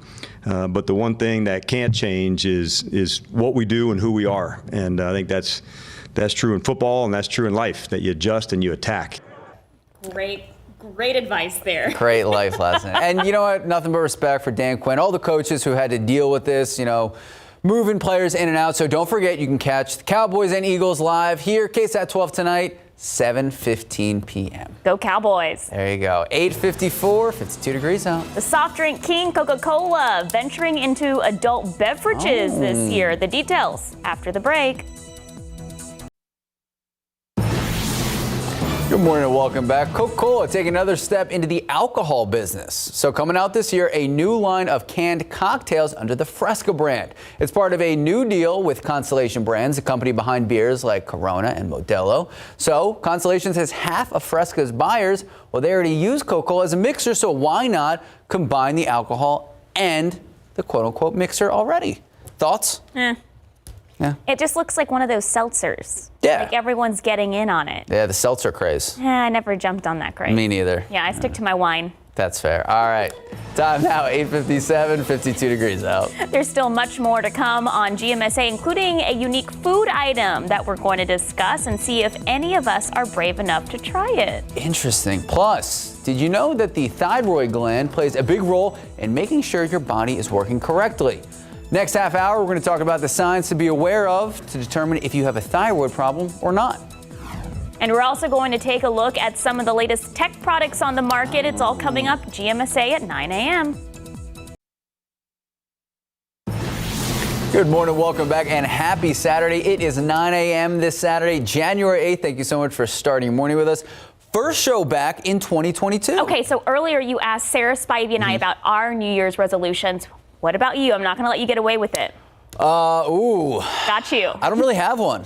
Oh, Just come on, Max. stay the course. What did Adjust and attack. Yeah, Dan Quinn, defensive coordinator of the Cowboys. That adjust was and some attack. great life advice. It's true. We're gonna be checking in with the Cowboys in just a bit, but for now, Sarah Spivey.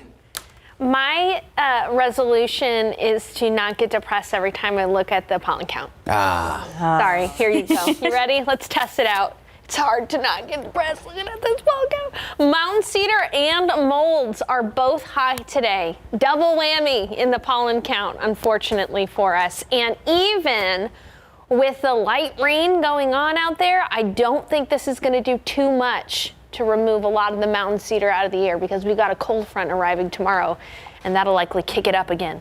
So again, light rain out there right now, especially out towards San Marcos, New Braunfels, those areas, but just about everybody experiencing damp road conditions this morning. Take a look at what it looks like outside.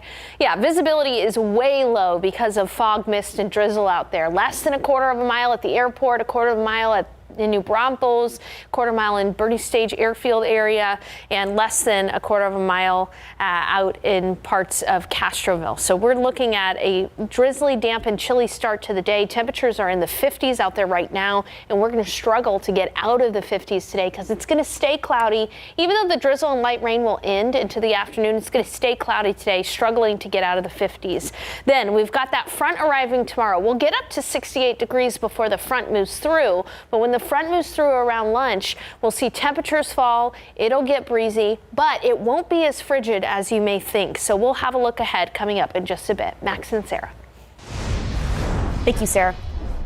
New this morning, 4 teenagers facing some serious charges after a crash last night, and police believe alcohol and drugs may have been involved. According to police, around 10:30 last night, officers noticed a vehicle going over 100 miles per hour on Loop 1604 on the north side of the city.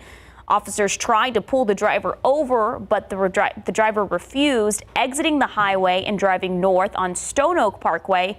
The driver lost control of his or her vehicle at Huebner Road and crashed into a tree. Now, 4 teenagers had to be pulled from the car, but were treated with non-life-threatening injuries. The driver was evaluated for DWI. Officers found drugs in the car, so charges are pending for all 4 people. In your morning headlines, a judge dismissing a forcible touching complaint against former New York Governor Andrew Cuomo. But this is not the last of his legal battles.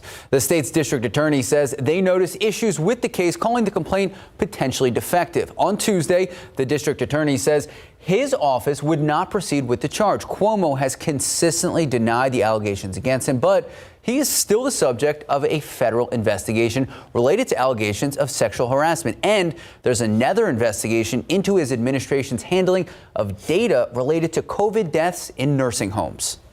A mother in Houston is facing charges for allegedly putting her 13-year-old son in the trunk of her car and taking him to a drive-through COVID-19 testing site. Officials say the woman told authorities she put her son there to isolate him after he tested positive for the virus, so she wouldn't be exposed.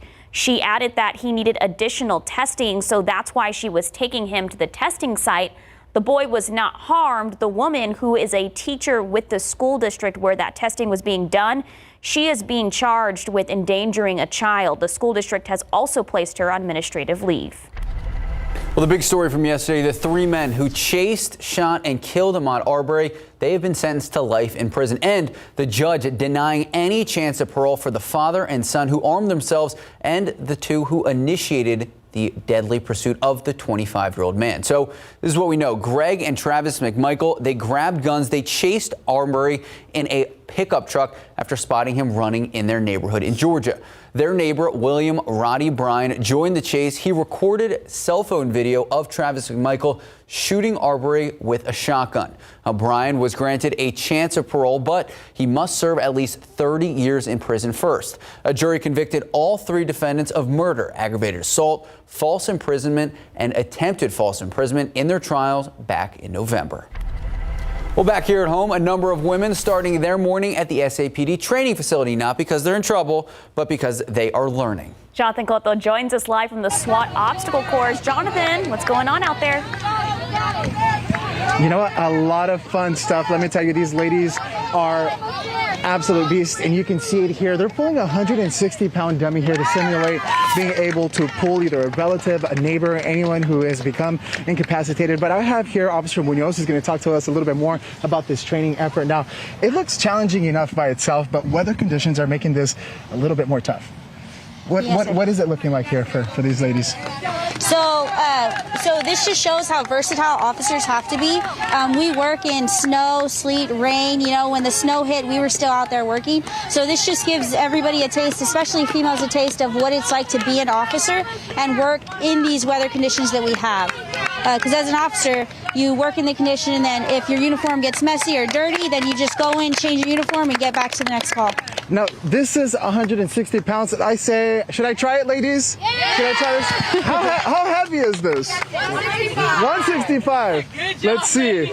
Max, all right. Let's see if I can do this. 160. Let's see what they're dealing with. Let me put my back into it. Okay, this is definitely not easy. Yeah, there you go. I'm wearing the wrong shoes, the wrong gear. Feeling out of breath right about now.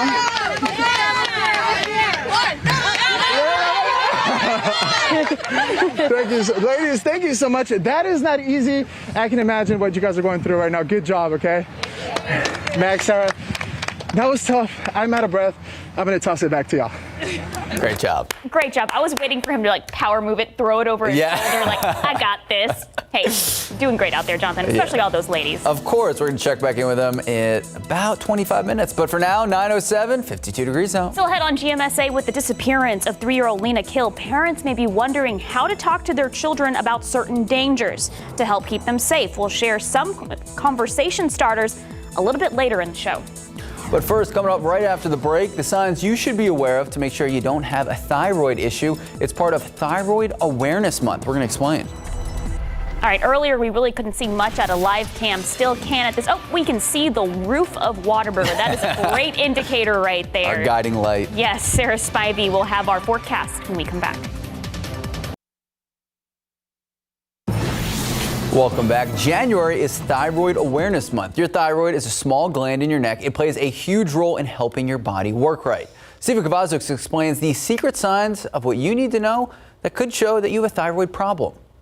Millions of Americans experience thyroid disorders, but up to 60% of them don't even know it. One of the most common complaints I get from women is that they are fatigued, they're overweight, that they can't concentrate, and it's all because of their thyroid. Hyperthyroidism refers to an overactive thyroid. While hyperthyroidism is a thyroid that isn't active enough, they can cause classic symptoms such as weight gain or weight loss, nervousness or fatigue, and feeling hot or cold. But there are also some secret signs to watch out for. Mood changes like depression or anxiety can sometimes be the first sign of a thyroid problem. Brain fog or trouble remembering things may signal hyperthyroidism. In women, periods that are light, heavy, or irregular can all be symptoms of a thyroid disorder. A puffy face or blurry vision can also be indicators. So can constipation or diarrhea. And if your food tastes different, you might want to get your thyroid checked out. It can be a critical disease. And so it's important for people to seek out routine care. Stephen Cavazos, KSAT, 12 News. All right, well, back here at home, just about 9:12, 52 degrees out, but we are going to get warmer, right, Sarah? But not all that much. The temps are higher today, but because it's a little wet out there, you get that bone chill. Yeah, that's exactly right. It's a bit of a double-edged sword, right? It is slightly warmer. We're in the 50s now, but it's still chilly, and the damp conditions make you want to stay inside and snuggle up by a fire. As you can see on the live radar, we have got some light rain and mist out there as well, although it's not as abundant as it was earlier this morning, and we'll continue to see this weather pattern. So throughout the afternoon, rain will actually start to let up quite a bit, but we'll still be left with a cloudy afternoon. All right, on the radar, you can see that up across parts of Guadalupe, Hayes counties, we're starting to see some light rain showers work their way up 35 there, but still a very damp weather pattern out there this morning. Now, this rain is just unimportant. It has not amounted to much, maybe a tenth of an inch of rain here and there, more likely a few hundredths of an inch of rain. And so this is not going to put a dent in any kind of drought conditions, and especially because drought conditions are more intense off to the west, and we really just haven't seen much out west other than some fog and some mist there. It is chilly, as we just mentioned, temperatures in the 40s and low 50s, 49 in Helotes, 52 at Bandera, 48 in Kerrville. It's 50 in New Braunfels, 49 in Pleasanton, 51 in Hondo, and 48 in Devine. But again, in addition to the light rain showers out there, we do have mist and fog. Visibility is less than a tenth of a mile at San Antonio International Airport. So there is dense fog out there this morning. Dense fog in New Braunfels, and in Stinson, visibility is less than a mile out at Stinson. And looking at a wider view, you can see that there is improvement to the visibility out west. Areas like Del Rio, Eagle Pass, probably going to have some sunshine today, but here in San Antonio, socked into the cloud cover, as you can see on the Futurecast. Notice that again, Del Rio sees some sun, but it stays cloudy around San Antonio. And into the afternoon, the better rain chance really is going to be well east of San Antonio. Gonzales, you could still see some rain showers into the afternoon, but we should see the tap turn off in San Antonio, although it wasn't much of a tap to begin with, just a few drips from the atmosphere this morning. And again, a few showers and storms possible out near Houston, but in San Antonio, staying cloudy this afternoon. High temperatures should hover right around 60 degrees in many places around the Alamo City, so struggling to get out of the 50s, although the mid 60s are possible out toward Del Rio, where again, they'll see a little bit of sunshine this afternoon. Okay, satellite and radar, it's quiet across much of the nation with the exception of the Rockies. We've got some snow out there. This is actually where our next cold front is, but it's not as cold as you may think. In fact, take a look at current temperatures. The real chill in the air across the nation is across the Midwest and New England. That's where we've got temperatures in the teens and single digits. This is headed out of the U.S. And in its wake, we've got this pretty mild cold front going to be moving through. Now, it's still going to make things gusty tomorrow. Winds will gust up to about 35 to 40 miles per hour behind that front, especially after lunch. But our high temperatures, although they will be cooler, it's not going to be frigid outside. We're going to be seeing a high temperature Monday, Tuesday in the upper 50s, and a little bit even warmer than what we'll deal with today for us. So today, morning fog and drizzle, and that'll give up in the afternoon, but it's going to stay cloudy, 59 degrees for the high, light and variable winds. Mornings will be cold. Monday morning will be at 39 and Tuesday morning will be at 35, but I do not anticipate a freeze in San Antonio from this cold front arriving tomorrow, although on Tuesday morning there may be a light freeze in the hill country. Sarah and Max. All right. Sarah Spivey, thank you so much. 9:16, 52 degrees out. We'll be right back. The Consumer Electronics Show returned to the Las Vegas Strip this week as a slimmed-down hybrid version of the Giant Tech Showcase. Still, the show generated big buzz around new gadgets, new cars, and wellness in the pandemic era. CNN's Karen Kaifa has a recap. The number of in-person exhibitors expected at CES 2022 was half the 2020 show. But after an all-virtual 2021, the Consumer Technology Association, which produces CES, was happy to be back in Las Vegas at all. Technology industry is ready to get back to business. Samsung was among the big names with floor presence, with two small gadgets generating buzz. The Freestyle projector, just under 2 pounds, but able to project up to a 100-inch screen. And the latest addition to its S21 smartphone family, the more affordable FE 5G. Tech columnist Jennifer Jolly describes the updated phone as part of a comfort tech trend in the screen-heavy pandemic era. It's like comfort food, except gadgets. You know, it's the gadgets that we know, we love, we feel the most comfortable with, but just tweak that little bit to make us feel even better about spending more time with them. Automakers on the move. General Motors unveiled Chevrolet's new battery electric Silverado pickup truck in an online presentation. It's set to go into production in spring 2023 with a range of up to 400 miles on fully charged batteries. BMW displayed the iX Flow with e-ink technology, which changes the vehicle's color at the touch of a button. You choose the clothes you wear in the morning, you choose your social media status, and you choose the color of your car. And Sony showing off the latest electric vehicle prototype in its Vision S line and SUV. French startup Maca presented its Carcopter concept, a hybrid race car and helicopter that runs on hydrogen-based fuel cells, topping out at 155 miles per hour. At slower speeds, John Deere unveiling its first self-driving tractor. It's real, it's ready, and it's helping farmers today. Speaking of a slower pace and rest and relaxation, Kohler's Perfect Fill bathtub technology soaked up CES attention, able to draw a bath on command through your smartphone. The minute you step in your front door, that bath is ready to go at your perfect temperature. Or if you have kids, it can keep the water lower for them, the temperature lower for them. A pandemic-era focus on home and wellness tech not limited to humans. Persong showing off an activity tracker for your cat, part of a suite of digital products for the well-connected pet.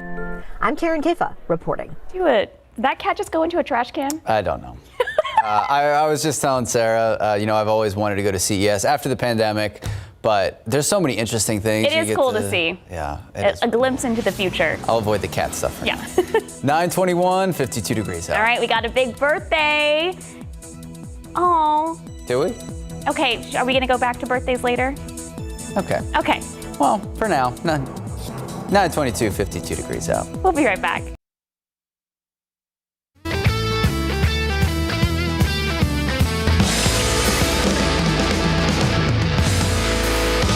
The biscuits get cut in half and covered in a house-made gravy with chunks of hot off the flat top sausage. When you come out to the cafe, there's a lot of stuff on the menu, right? And everything, it looks delicious, but you gotta try the biscuits. This one has the sausage on there, the gravy, it's the SOS biscuits, okay? Now, this is one I was told that you have to try. Biscuits made in-house, all that sausage, all the sausage chopped up, put in there fresh. Here we go.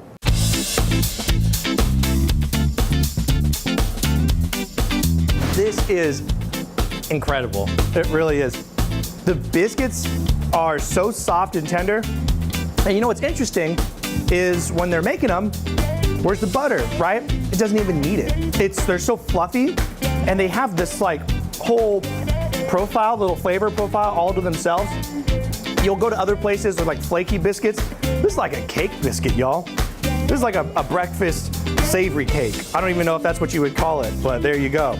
And I love that the sausage is all cooked independently, so it's gonna have a really nice texture on it. You can never have enough gravy. I really want. You're in? I want biscuits and gravy now. Okay, Yeah. it's a perfect day for it. I know. All right, time now, 9:26, 52 degrees out. Well, coming up after the break, some conversation starters for parents who are looking for ways to talk to their children about the dangers in the real world. We'll be back. Good morning, welcome back, and hey, happy Saturday. It is just about 9:30 this morning, January 8th. Thank you so much for starting your morning with us. Our morning starting with some, what has Sarah been calling it, useless rain? On not important rain, right, Sarah? It's that rain that's really not making an impact. That's exactly right. And we're going to talk about the drought and how it's starting to creep back in. And unfortunately, we just haven't seen much rain as expected from what's going on this morning.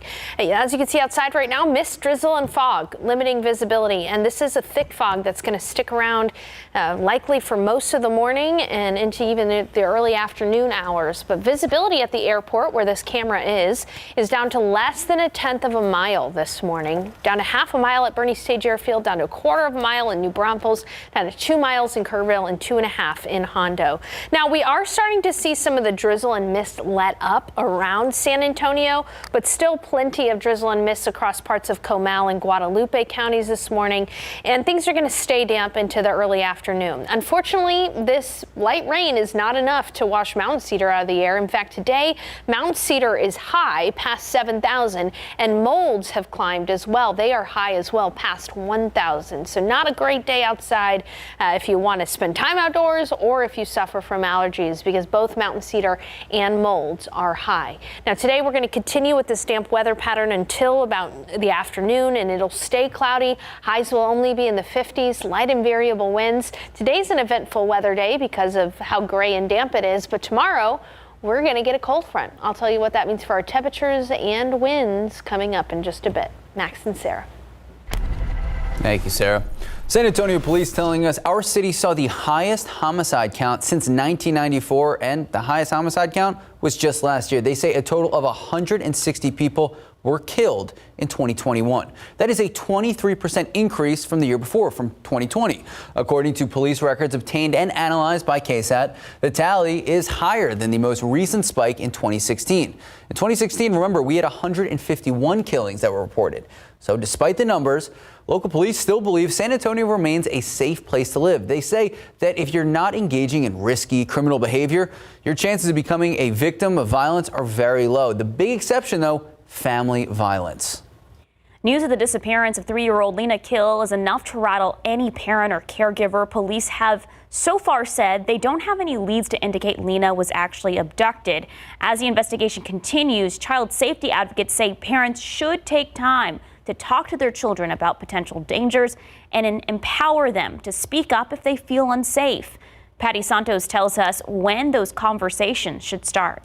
But if a parent is having the feeling that they want to start to have conversations with their kids, then that is the most appropriate time. Randy McGivney with Child Safe says the time to talk to your kids about their safety is now. Because the last thing you want to do is have any regret about not having said conversation. Talk to your kid at their level of understanding, whether they're 3 or 13. Having conversations with children about appropriate boundaries to protect their bodies at the earliest possible age is the most appropriate thing that we can do to help our children to ensure and guard against things like abduction, things like sexual abuse and physical abuse. McGivney reminds us stranger abductions are extremely rare. The majority of the cases that we're actually seeing here are not perpetrated against children by strangers. They're perpetrated against children by people that the child actually knew. He suggests parents have candid and repeated conversations with kids and be ready to answer their questions.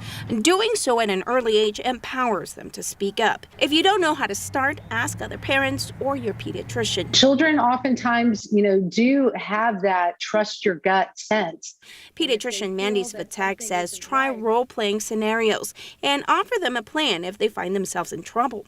And then identifying really somebody, perhaps a neighbor or a police officer, that they can really, turn to should there be an immediate need. Safely Ever After Inc., a safety education website, suggests you teach kids their name and a parent's phone number. Teach them to stay away from tricky people and teach them not to go anywhere without permission. And then being upfront, letting them know what's going on in the community, what has recently happened.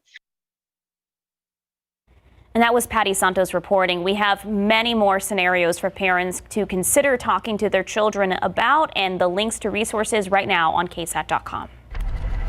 All right, we know a lot of people in and around our community want to get tested for COVID. So to help ease the demand of COVID testing, District 6 is providing 5 days of testing at Gustafson Stadium right off of Calabria Road. The free drive-through service is now open to everyone and no appointment is necessary. They'll be open from 9 a.m. to 6 p.m. today. They will be closed tomorrow, but then reopen again Monday through Thursday. District 6 is working with the Abundant Life Christian Fellowship Church, Northside ISD, and Community Wellness America, making all of this free testing available. All right, so through the morning, we've been checking in with Jonathan Cotto. Yes, because SAPD is hosting an event that's teaching women how to protect themselves and a lot of self-defense. Earlier, Jonathan actually got in on the action. So, Jonathan, what's happening now?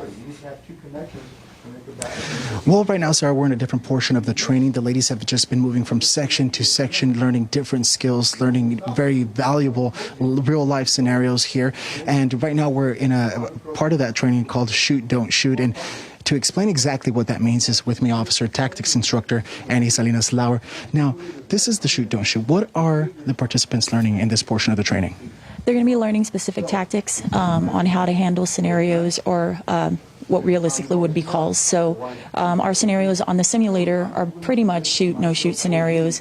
In the academy, we actually take cadets out and do realistic scenarios with human beings, right, like people. But here they're just going to be learning how to give commands, when they should use force, when they shouldn't. They can actually, the decisions that they make and the interaction they have with the simulator can dictate the outcome. So it is a dynamic scenario. Now, Officer, I know that those real life scenarios are very unpredictable. How important and crucial is it that the instruction here is clear, precise, and it's understood and well received by the students? It's extremely important, and we have to make sure that we're as clear as possible, because if we aren't, that could turn into a very negative outcome. Now, what's next for students after this portion? Where do they head off to now? They're going to go to the firearms classroom for a station where they talk about how to stay safe out when they're grocery shopping, just out in public. Officer Salinas Lauer, thank you so much for that information. Now, Max and Sarah, we're going to continue to hang out here with the students and follow them throughout this training. It's been already a long, wet morning, as we experienced earlier. It's not easy at all, considering those weather conditions as well. But we're going to continue to hang out with them, and we'll have a report here for you later in our latest newscast. Max, Sarah. Jonathan Cota, thank you so much. All right, Happy New Year. So it is 2022, and with the start of a new year, so many people have new goals, resolutions. We always hear about fitness resolutions. We hear about eating healthier, but what about financial resolutions? What about saving more money this year? That is why tomorrow morning on Leading SA at 8 a.m., a specialist with Victory Capital, they're joining us live to talk about a variety of topics, ranging from a financial health checkup to savings for your child's education and their future to budgets for 2022. So if you have any questions that you would like to ask, you can submit them right now. Just head to the Leading SA section of KSAT.com. Then join us tomorrow morning, 8 a.m. for Leading SA and hear all the answers. Time now, 9:38, 53 degrees out. Go Spurs, go! Go Spurs, go. A tough matchup, a bunch of players out because of COVID protocols. We're going to have the highlights and the score coming up.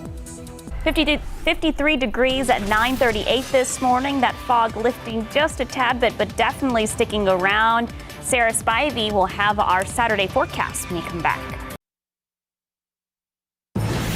Good morning, welcome back. I know we all love our Spurs, but this is just too bizarre not to talk about. And it is still Texas related. The Houston Rockets tweeting out a new food item for their fans to try at last night's game. And I'm not gonna lie, I sent it to our producer Alex, and I don't know how to feel about it.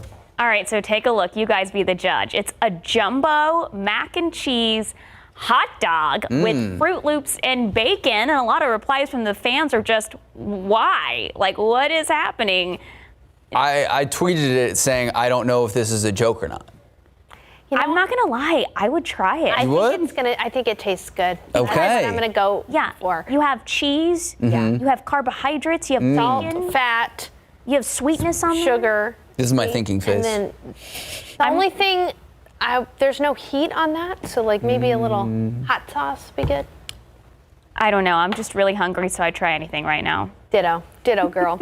You know what? We could really use rain, and more rain than what we're getting right now, because what we're getting right now is just not amounting to much. This is a look at the drought monitor out there. You can see that drought is worse the further west you go, but we're starting to see it creep into Bexar County. Now, the yellow you see is just an abnormally dry condition, so not technically drought, but that beige color is starting to creep into Bexar County as we're seeing moderate drought work its way in. And again, it's just not great out there. This is a look at the live radar, and yes, we've got some light rain and mist ongoing around Bexar County, but it has not amounted to much. At last check, we got about 0.15 of an inch of rain at the airport, which is something, and we'll take something, but that's not going to put a dent in any kind of drought conditions, and we really have not seen any kind of significant rain west of San Antonio where the drought is worse. Just some mist and some fog out there right now, and there is some damp road conditions, so use some caution if you're going to be traveling out and about this morning. Take a look outside. This is near the airport. You can't really make out all that much except for the highway there and, of course, the Whataburger sign. And visibility is very low. It's less than a quarter of a mile in San Antonio.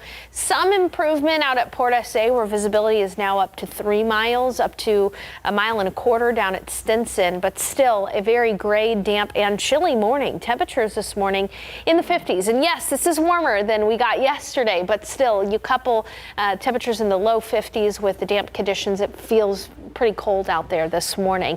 52 at Port SA, 52 at Bernie Stage Airfield, 54 in Kerrville, 51 in New Braunfels, 52 in Hondo, and 49 in Devine. A wider view here, 50 in Del Rio this morning, 65 in Victoria. So temperatures are quite a bit warmer. LaGrange out toward Houston and Victoria area. This corridor has the best chance for some thunderstorms later on today, but in San Antonio, just the mist and drizzle this morning.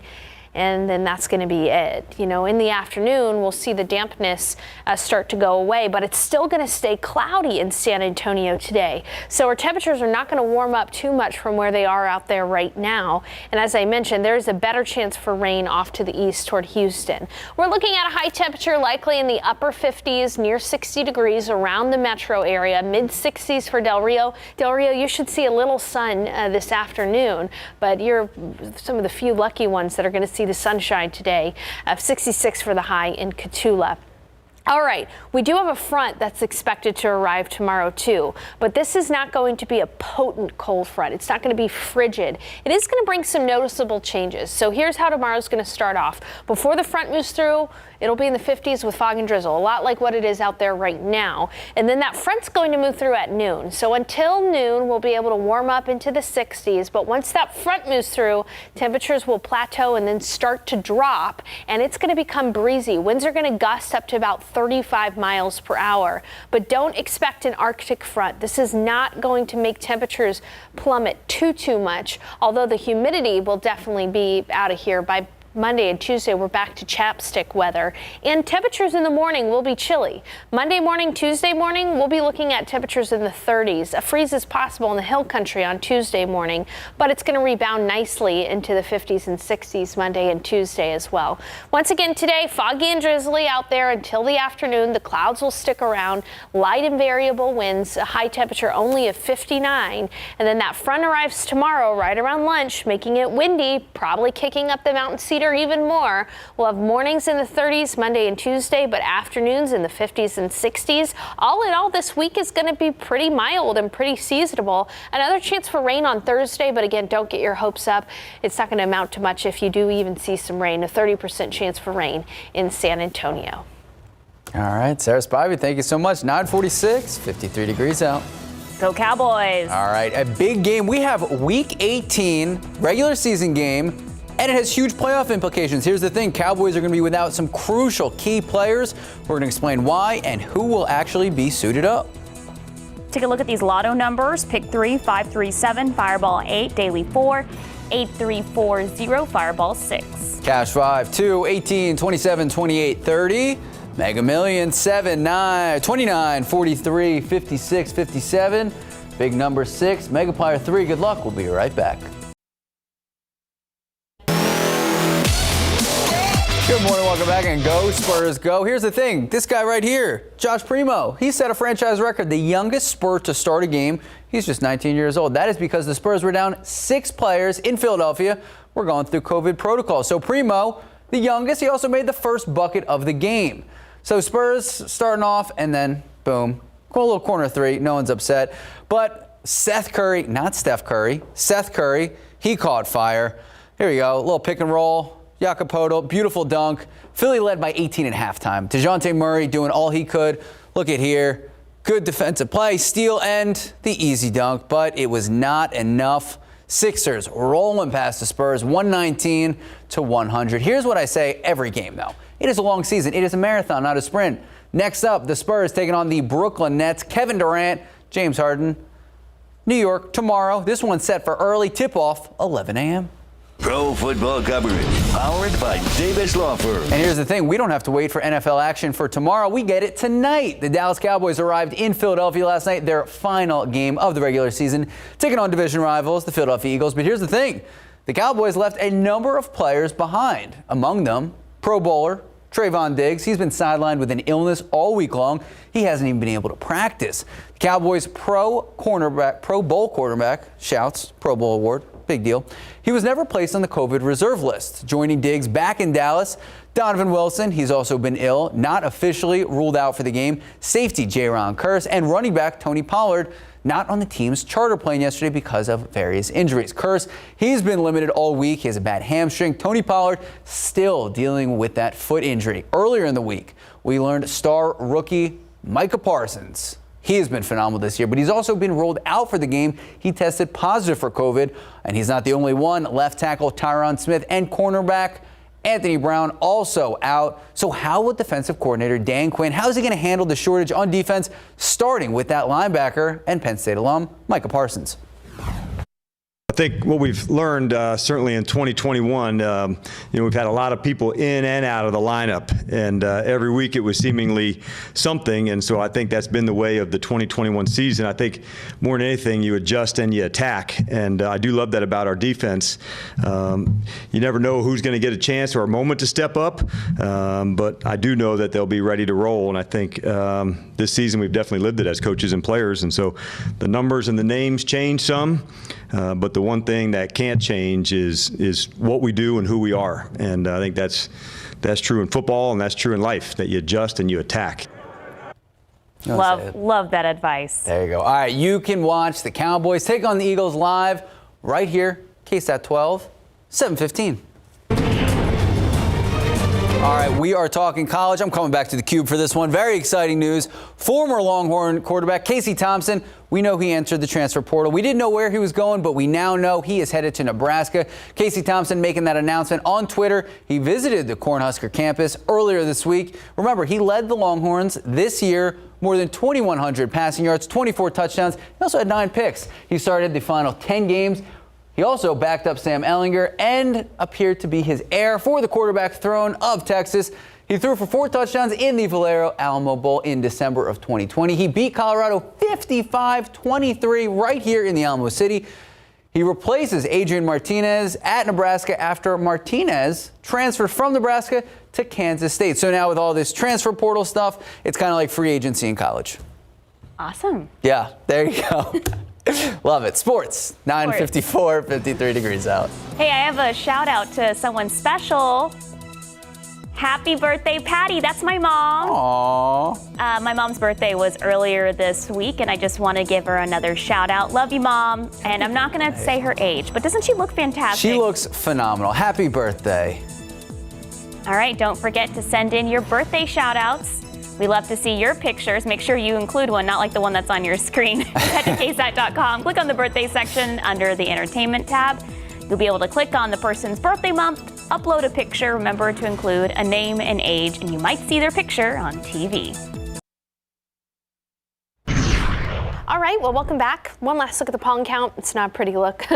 We have a mountain cedar at high and molds at high as well. So a double whammy in the pollen count. And outside, not so pretty as well. Visibility is less than a quarter mile in many places. We're going to have this fog and mist through the early part of the afternoon. High temperature only in the 50s today, so it's going to be chilly all day long. Tomorrow morning, we're going to get a front in the right around the lunch hours. So in the morning, we'll have fog and drizzle. That front will move through. It'll become breezy. Temperatures will fall from near 70 all the way into the 30s by Monday morning. But I do think we'll be above freezing. So cold starts Monday and Tuesday and cool but comfortable afternoons. A small chance for rain again Thursday. And again, all the rain that we're seeing out there right now, it's not really helping out too much. Thank you, Sarah. The drought. All right, Texas Eats starts in just a few minutes, but here's a preview of what's to come. David Elder. The burger comes with your choice of pepper jack, Swiss, or American cheese. And the cheese gets steamed to melty perfection. On the burger comes mustard, pickles, tomatoes, lettuce, and onions in that order, with the 3 huge 1-pound patties with cheese added on top.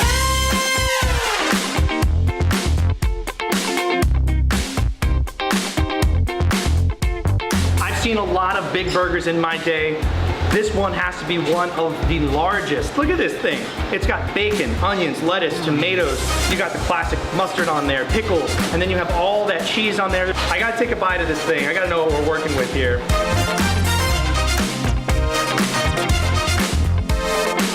That's amazing.